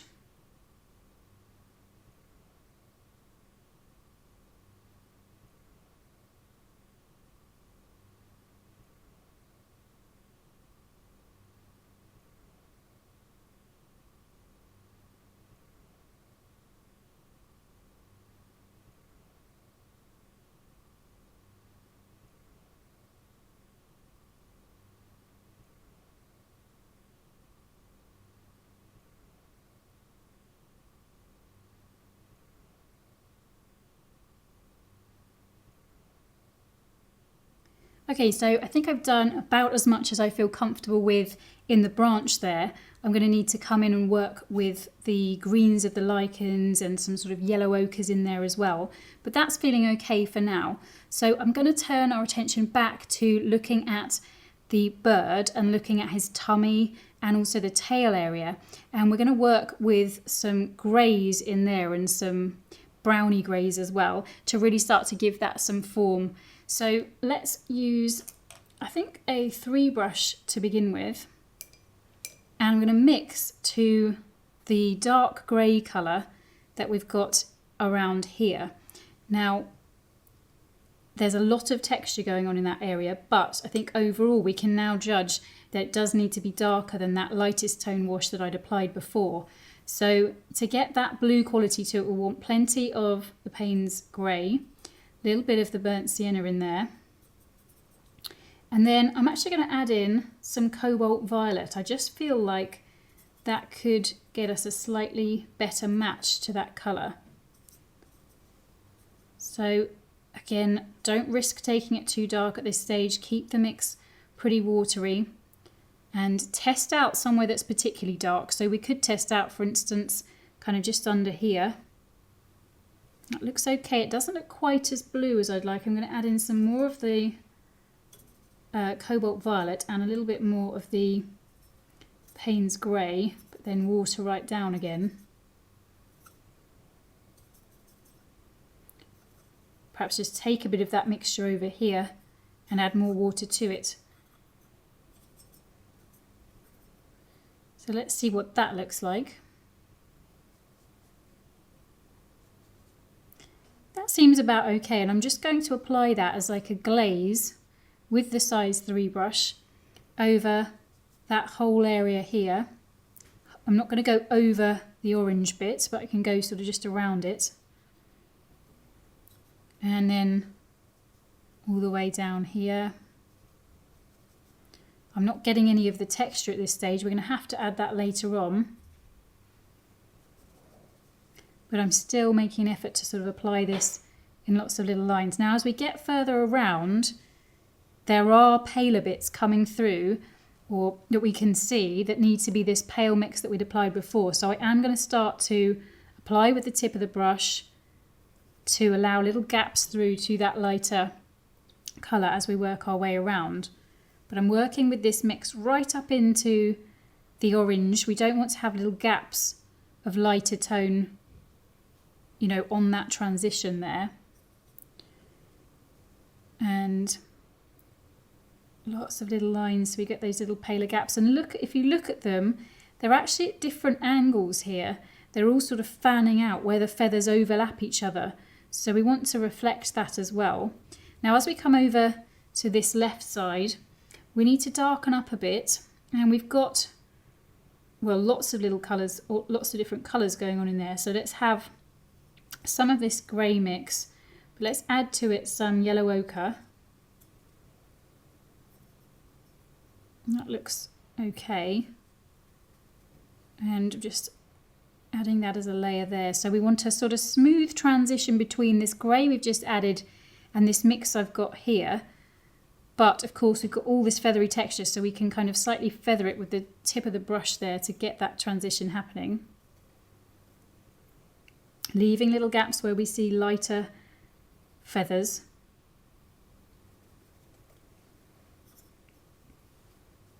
And applying in lots of little lines to get the texture.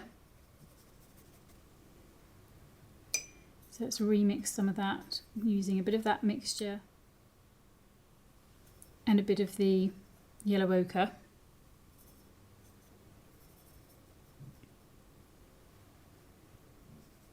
And you can see you can use the leg here as a bit of a guide as to where to take it.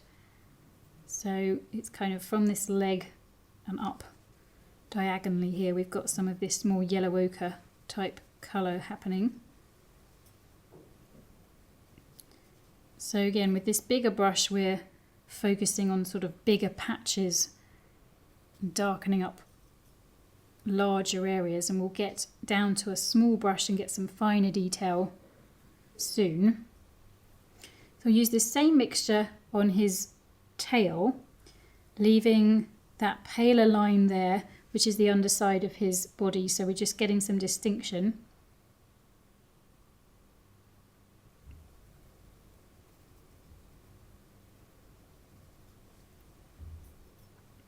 And I'll use the same mix on this feather.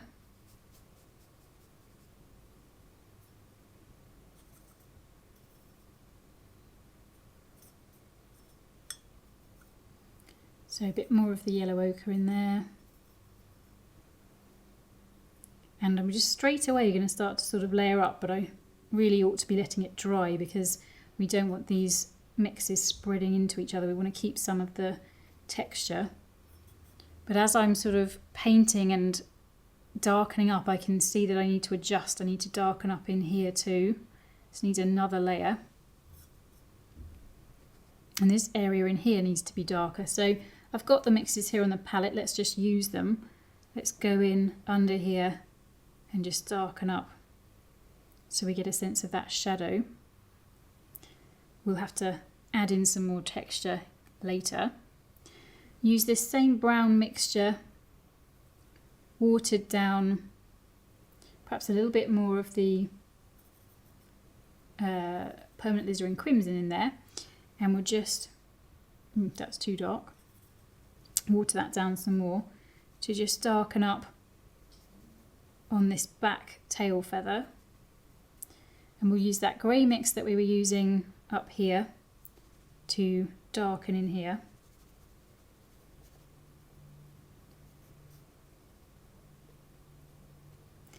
Trying to create that feathered impression. In the photograph it's out of focus there, and we can leave it out of focus as well, but just trying to give a hint as to what's going on back there. So again, you want to get that those contrast levels have got to be right between that little bit of the tail and then what's going on behind, so that it throws that part forward. But we're getting into a bit of wet in wet here because I'm not letting it dry, so we'll have to probably come back to that. Let's shift now and look at the paler part of his tummy. Now we'd left that we had a really pale wash on that, and we are still going to want it really pale, but we do need to work in some texture and a little bit of darkening up in one or two areas. So I'll go down to a 1 brush, and let's use that same mixture with the cobalt violet, Payne's grey, a little bit of burnt sienna, add in some more Payne's grey so as it's even more blue, and keep it very pale. Start to use, this is a 1 brush, and I'm starting to get some of that texture in by applying the little lines. So this is a very pale strip down here. We want to try and capture that, but there is a little bit, it's a little bit darker to the side of it, and certainly up on the edge of the bird here. So let's darken there. A good thing to pay attention to is comparing how dark the bird is compared to the paper next to it, so compared to that white background. And if you do that, you can see that we do definitely need to darken up some more on this side. Darkening up on that edge, and it's just giving him some more shape there. We're feeling like he's more solid. So more line work. But generally it's just a little bit darker sort of from here downwards, and that does give it the appearance, if we capture that, of the bird sort of curving underneath.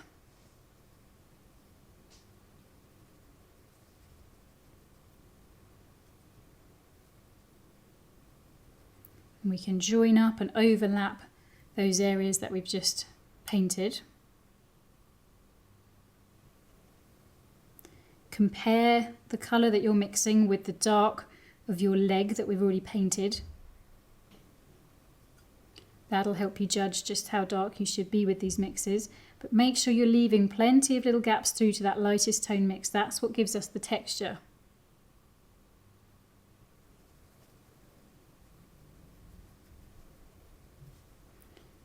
And just picking out a few little darker details. So I'll just adjust this area, because now that I've worked on the tummy, the very pale tummy, I need to just darken up a fraction in here just to compensate and just to bring it back in balance. So we'll just create a little wash over the top of that to just bring that back. Okay, so now I've worked on that and given it a bit of form, but as I've done so, I've been working with this very pale wash. I can now see that I can definitely come up and darken up again on this grey section. So we're getting really into an adjustment phase, but I still think it's kind of mid-tones of these greys. So let's just do a little bit of work on that now.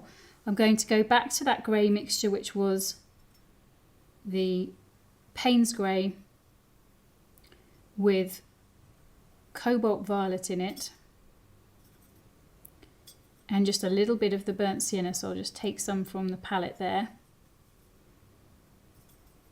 I want plenty of the cobalt violet. It strangely has got slightly a violet hue to it, and I'm going to have to go down to, I'm going to use the treble 0 brush because this is such a textured looking area that I just do not want to miss an opportunity to add some texture in. So just working into this.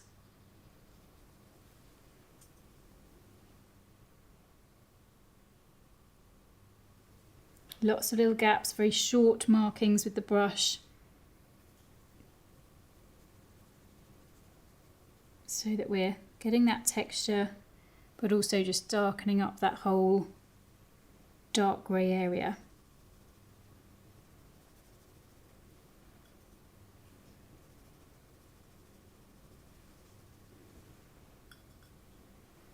And really it comes round to about here. That's kind of where it transitions into that lighter colour. So that the left side of that is all going to include this dark grey.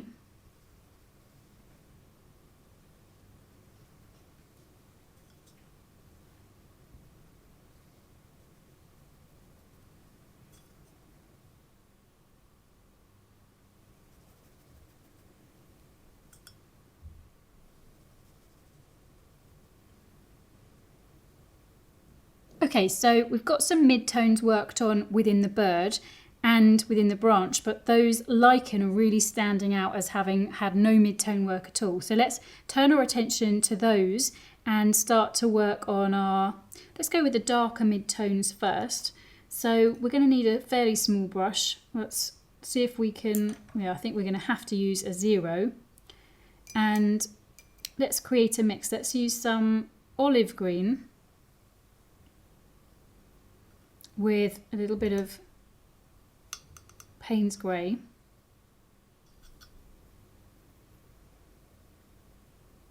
That could work for some of these. We're going to need to introduce other hues as we go, but let's start with this mixture. I'm going to go in and work on this dark area down here. And I'm going to be stippling to make sure I'm getting plenty of visual texture. There's nothing smooth about these bits of lichen. So lots of stippling, lots of uneven application of the paint. I'm just really trying to darken up. So with this milky mix, we're applying it everywhere that's this hue and tone or darker, holding off from any lighter areas. So with this mix, I'm just going to apply this one wherever I can see this. I might change and add a little bit more of the Payne's grey in as it gets a little bit more blue, but I'll just speed this up to show me applying this colour everywhere I can see it within the lichen.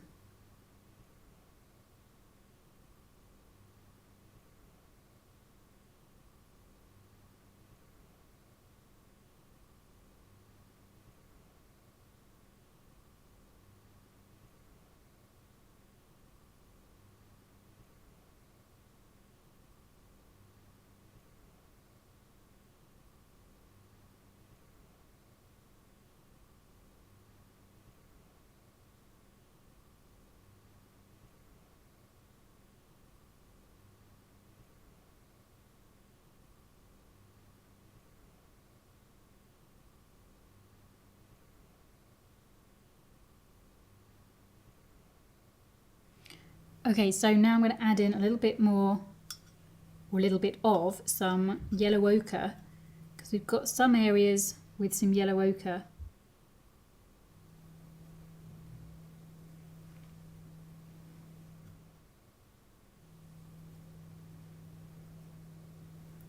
So don't worry about overlaps as you apply this into the colours around.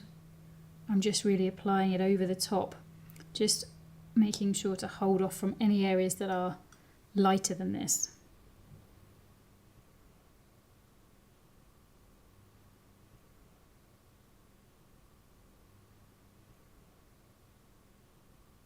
And then to work on the leaf area here, we just need a slightly different hue mixture. Let's add in some permanent sap green to the olive green.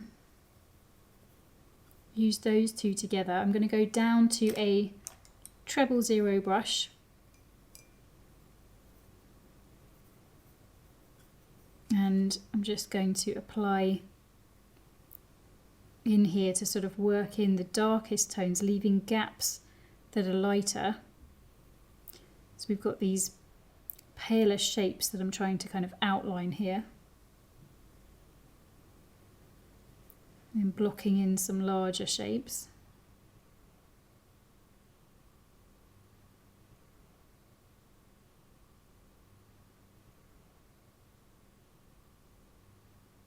So now we've really got our painting worked on to a stage where it's got its midtones there, it's come together, but it needs the adjustments made. It's got to go through that adjustment phase where we can really start to give it a bit more punch, go back to some of those darkest tones and give it some more form. And then we'll be in a position to add in our final details. So that's what we'll tackle in part 4. So for now, it's time for you to work on your midtones. Good luck, relax, enjoy them, and I'll see you in part 4.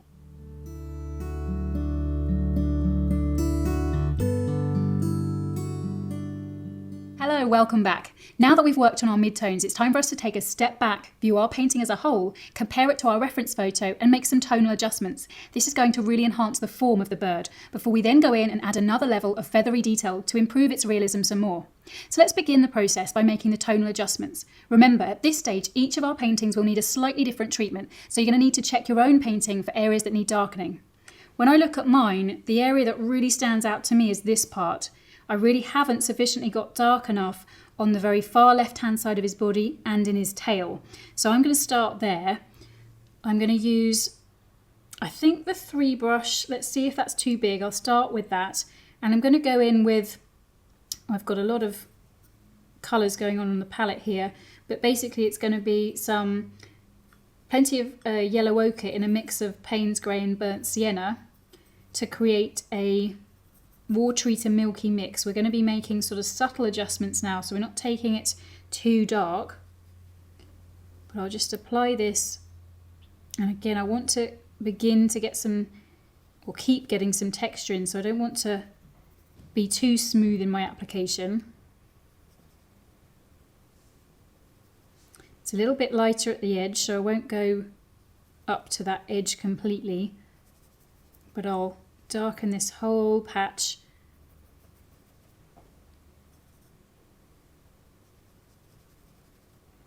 Trying to get lots of little lines.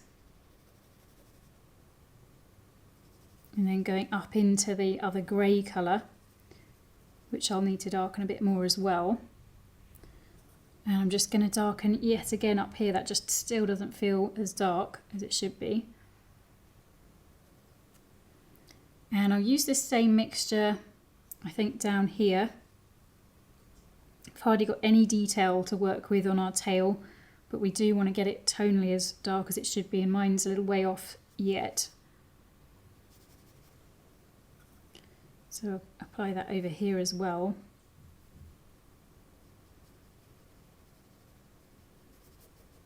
And just darkening there a bit. Now I'm going to have to go in with some extra darkening down here, but I'm just going to, for the moment, water this mix down a little bit, add in a little bit of cobalt violet, so it's very watery, but I'm just going to go over my lightest tones within the wing there, because they really are popping out as far too light.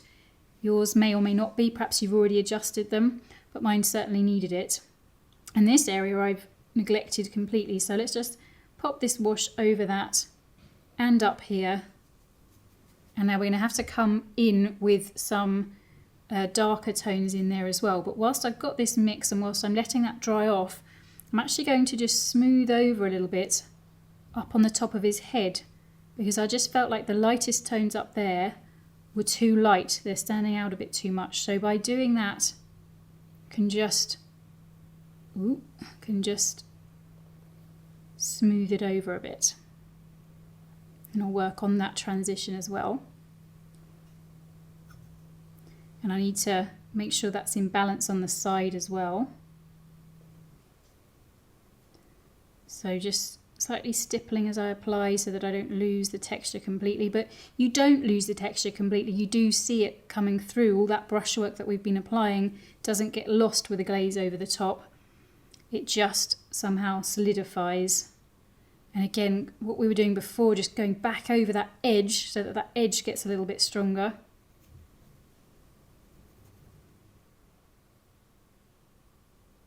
And there is going to need to be some detail added in here to darken up, but we'll do that with a finer brush shortly. So now going back to a one brush and using some of the burnt sienna Payne's grey there on the palette to just go back into some of these darker tone areas that I'd missed from before. You may have added them, you may not need to do this, but just trying to get that tail to throw forward this little part here, this little triangular shape. We want to see that coming forward. Adding in a bit of texture, although we can hardly see what's going on because of the blurriness of the photo there.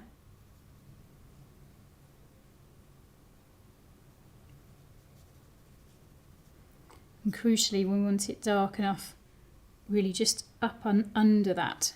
It's almost just a little bit darker there, so just trying to get that as dark as it should be. And of course, having done that bit of darkening up, I can actually see that my leg is not as dark as it should be. I'm going to add in some permanent alizarin crimson to that mixture, and I'm just going to, whilst I'm here and whilst I've seen it, go over the whole thing with another milky layer that just subtly darkens it up some more. I'll take that into the foot as well.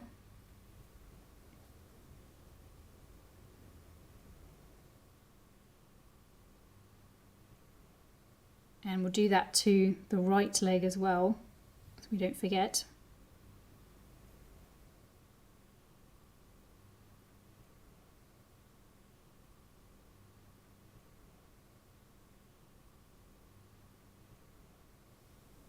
So let's go back in here. This still isn't dark enough. I needed to let it dry off. But that's when you're working with this milky mix, you can make subtle adjustments. So you will have to do a few layers, but at least you're not risking taking it too dark in any one layer. So adding a bit more texture in here. And back into this line, still not dark enough along there. That feels a bit better now. And now I'm going to use this mix, a bit more Payne's grey in it, so it's Payne's grey burnt sienna, just to again do a subtle darkening up underneath.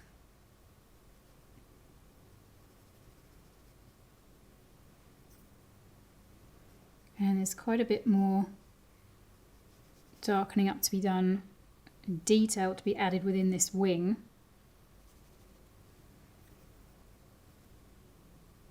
Just add in there.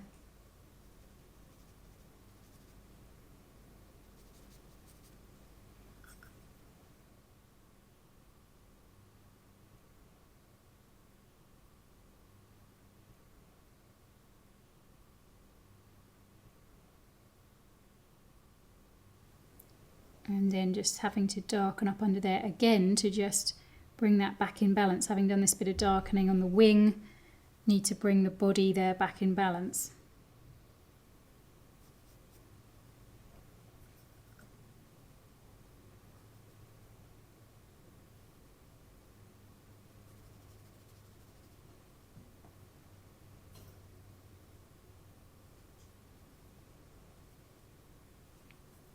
Now that we're happy with the tonal balance, and it's unlikely that we're going to need to darken up large areas again, we can focus in on painting lots more detail. And I'm going to begin with darkening up and refining the beak.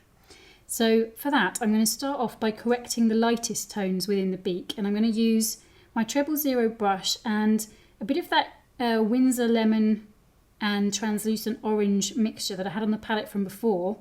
Just watered right down, perhaps a touch of the grey mixture, just so as it's not so bright.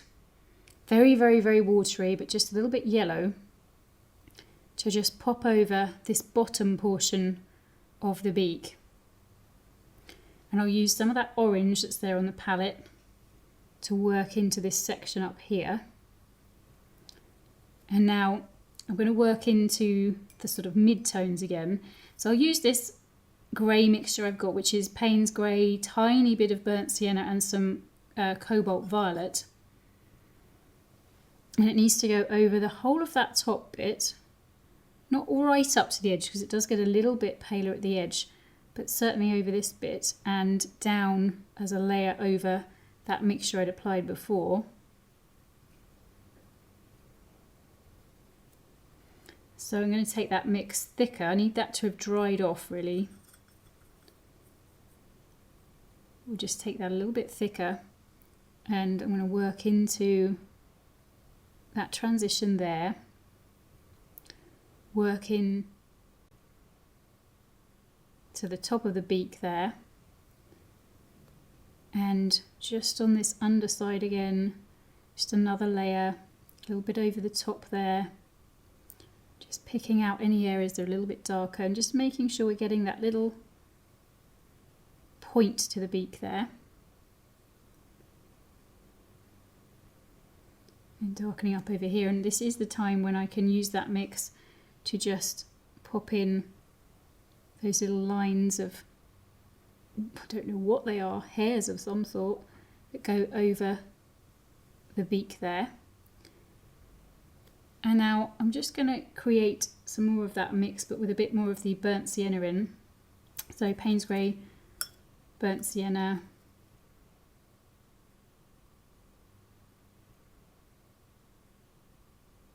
and I'm going to just add in some of this extra detail around the eye. This is where I could do with an even smaller brush. Just some little lines that come out from the eye into that lighter, more yellow area, and along here too. And then we do have these darker areas around these little patterns. And I'm going to use this mix because it is at this milky consistency. It's not too dark, but I'm going to use this to just create some of that shape. He's got a dark patch here, and a bit of extra detail around here. So really fine markings, just using the very, very tip of the brush. Then they fan out towards the beak there. And just coming out from the top of the beak, and it will be the same under here. We just want to work on this transition.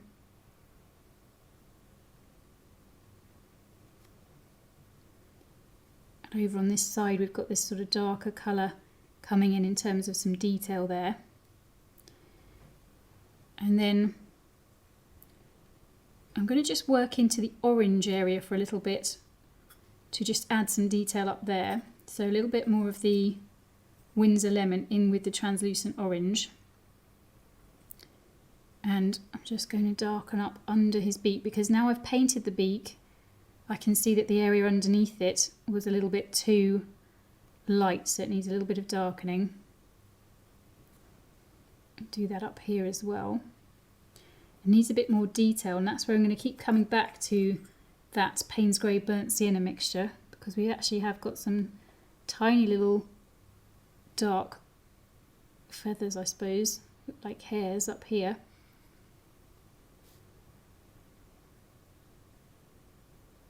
So we'll use that in just a few places into those darker tone areas to just beef them up and add a bit more detail. And then back to this orange mix, which I've already got here on the palette, which was the translucent orange and burnt sienna, and just adding another layer of detail in. So just another layer on top. It's going to darken a little bit, but it's mostly just going to be adding more feathery detail, working over into that transition, working under here, getting the direction of form right. It's probably a little bit too dark. It's looking like I'm giving him an eyebrow there, which I didn't want to. So just water that down a bit. And doing that darkening up around the eye has done two things. It's made me want to go back in with that beak mixture again, just really subtly to darken that a little bit more.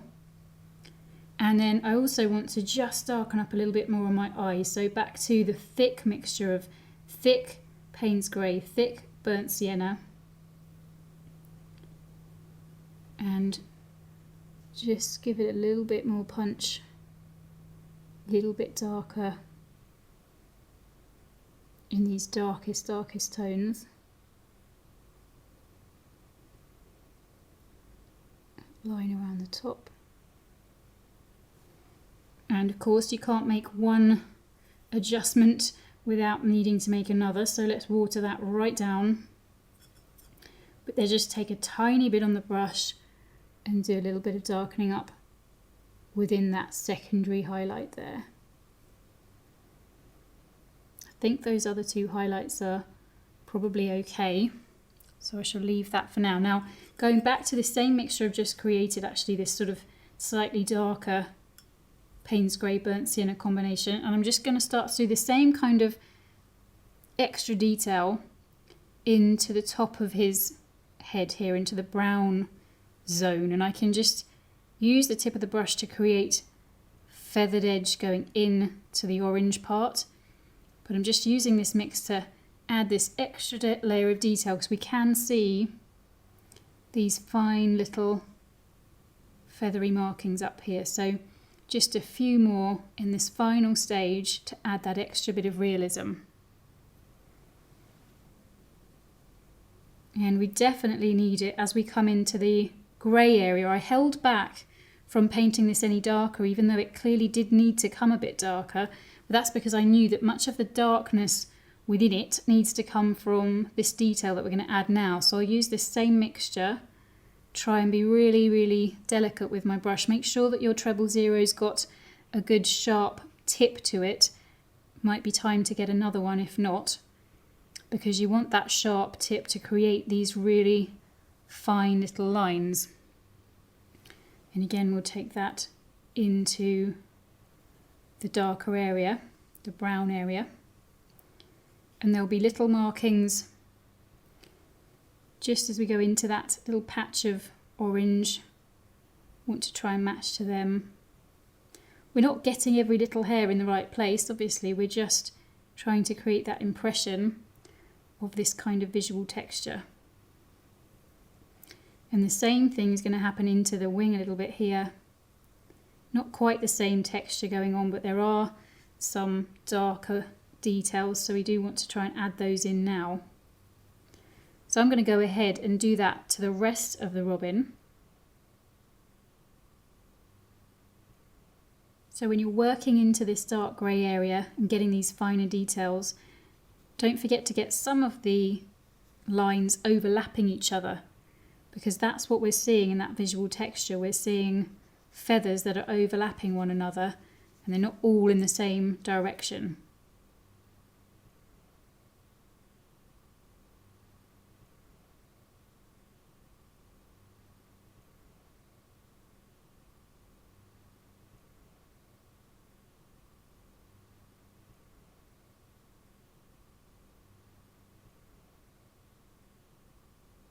So pay close attention to the right hand side here underneath the orange. We do have some darker patches which will again help with giving him form. And make sure you water your mix down for when you're working within the paler part of his tummy here.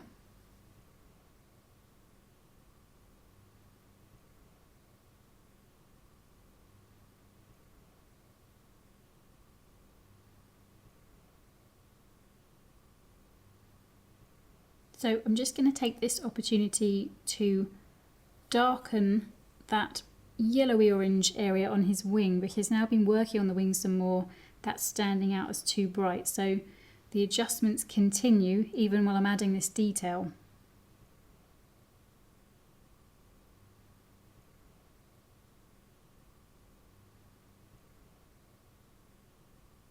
So now we've been adding all of that detail into the bird, it's time to turn our attention to that very complex area that we've got on the branch with all that lichen and with his feet. So let's take a look at that now.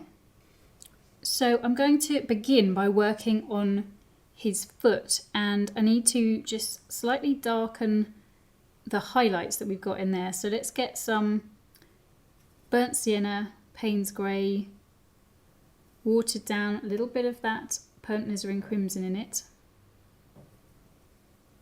Just really watery. We just work over that bright highlight that we've got on the foot there and over here. I'll also apply that to this one that's also looking a bit bright.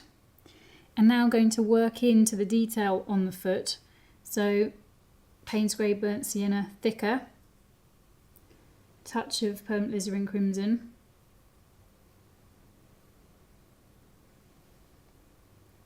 and I'm just going to add some of these extra lines that I was sort of holding off doing before.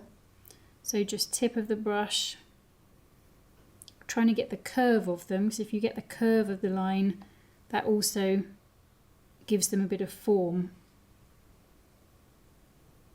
Can't see a great, it's quite confusing what's going on in the reference photo here, but a bit of extra detail like that is definitely going to help. Might want to also just darken up on that leg. And then once we've done that, I'll work on the other foot shortly, but I want to just show you, whilst we're in close, I want to show you darkening up around the foot and into this bark area. So this is that same dark brown with the burnt alizarin crimson in it too, and I'm just going to add more detail but also do this darkening up. So working on transitions between the very dark black and this and the paler colours that we've got painted, just making sure that tonally things are looking right and that enough details in. So a bit more red there. Lots of stippling to try and create all of that texture.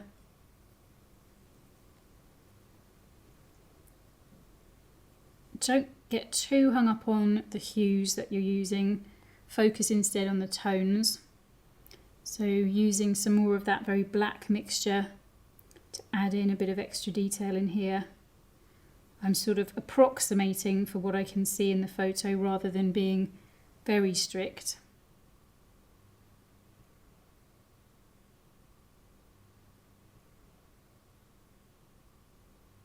So just darkening up on my darkest tone areas again, and with the treble zero brush adding some more texture and more detail.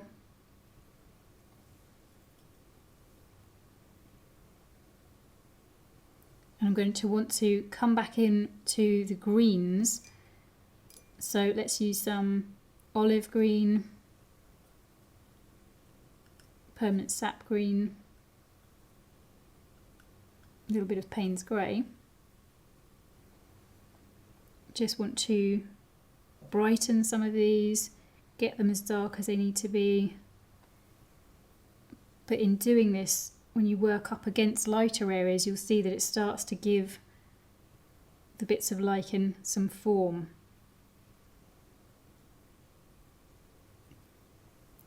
And of course, make sure that you stipple, because we've got so much texture to try and achieve down here.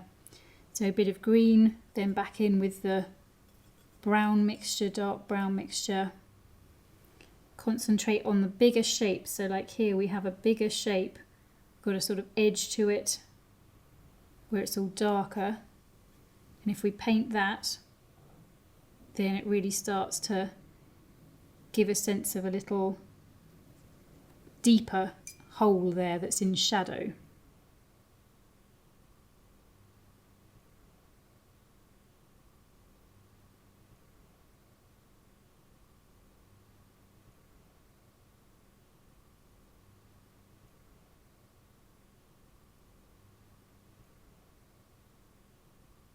And then just watering down the mixture to work on some of these more mid-tone areas, all the while sort of working in layers to just bring them together so we don't have too strong contrast where we don't need them.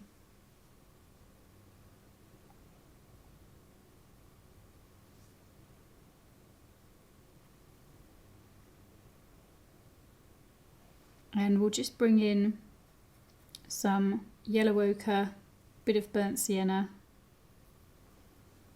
to just change and add in a bit of detail and a bit of extra colour to some of the bits of lichen here as well.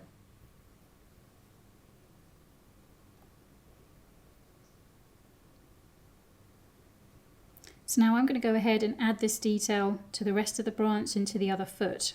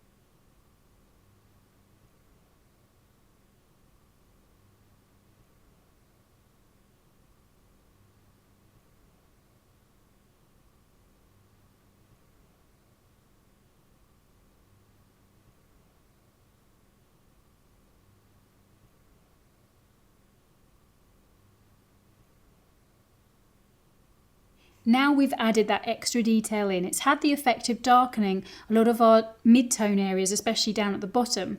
So now I'm going to revisit my darkest tones again to bring them back into balance. Now I started to do that on the branch, and stepping back, I think I need to do that again within the leg. So just darkening up there. And under here in the wing.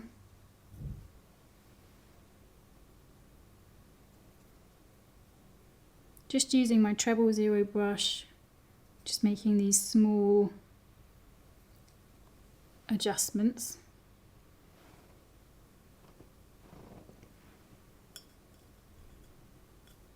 And I'll get some more burnt sienna into a burnt sienna Payne's grey mix. A little bit of permanent alizarin crimson in there too. But still this milky consistency, and just darken up again, not too much, I don't want to go too dark with it, let's water that down. But just a little bit of an adjustment again on that edge, that's really important for getting a sense of the robin curving around there.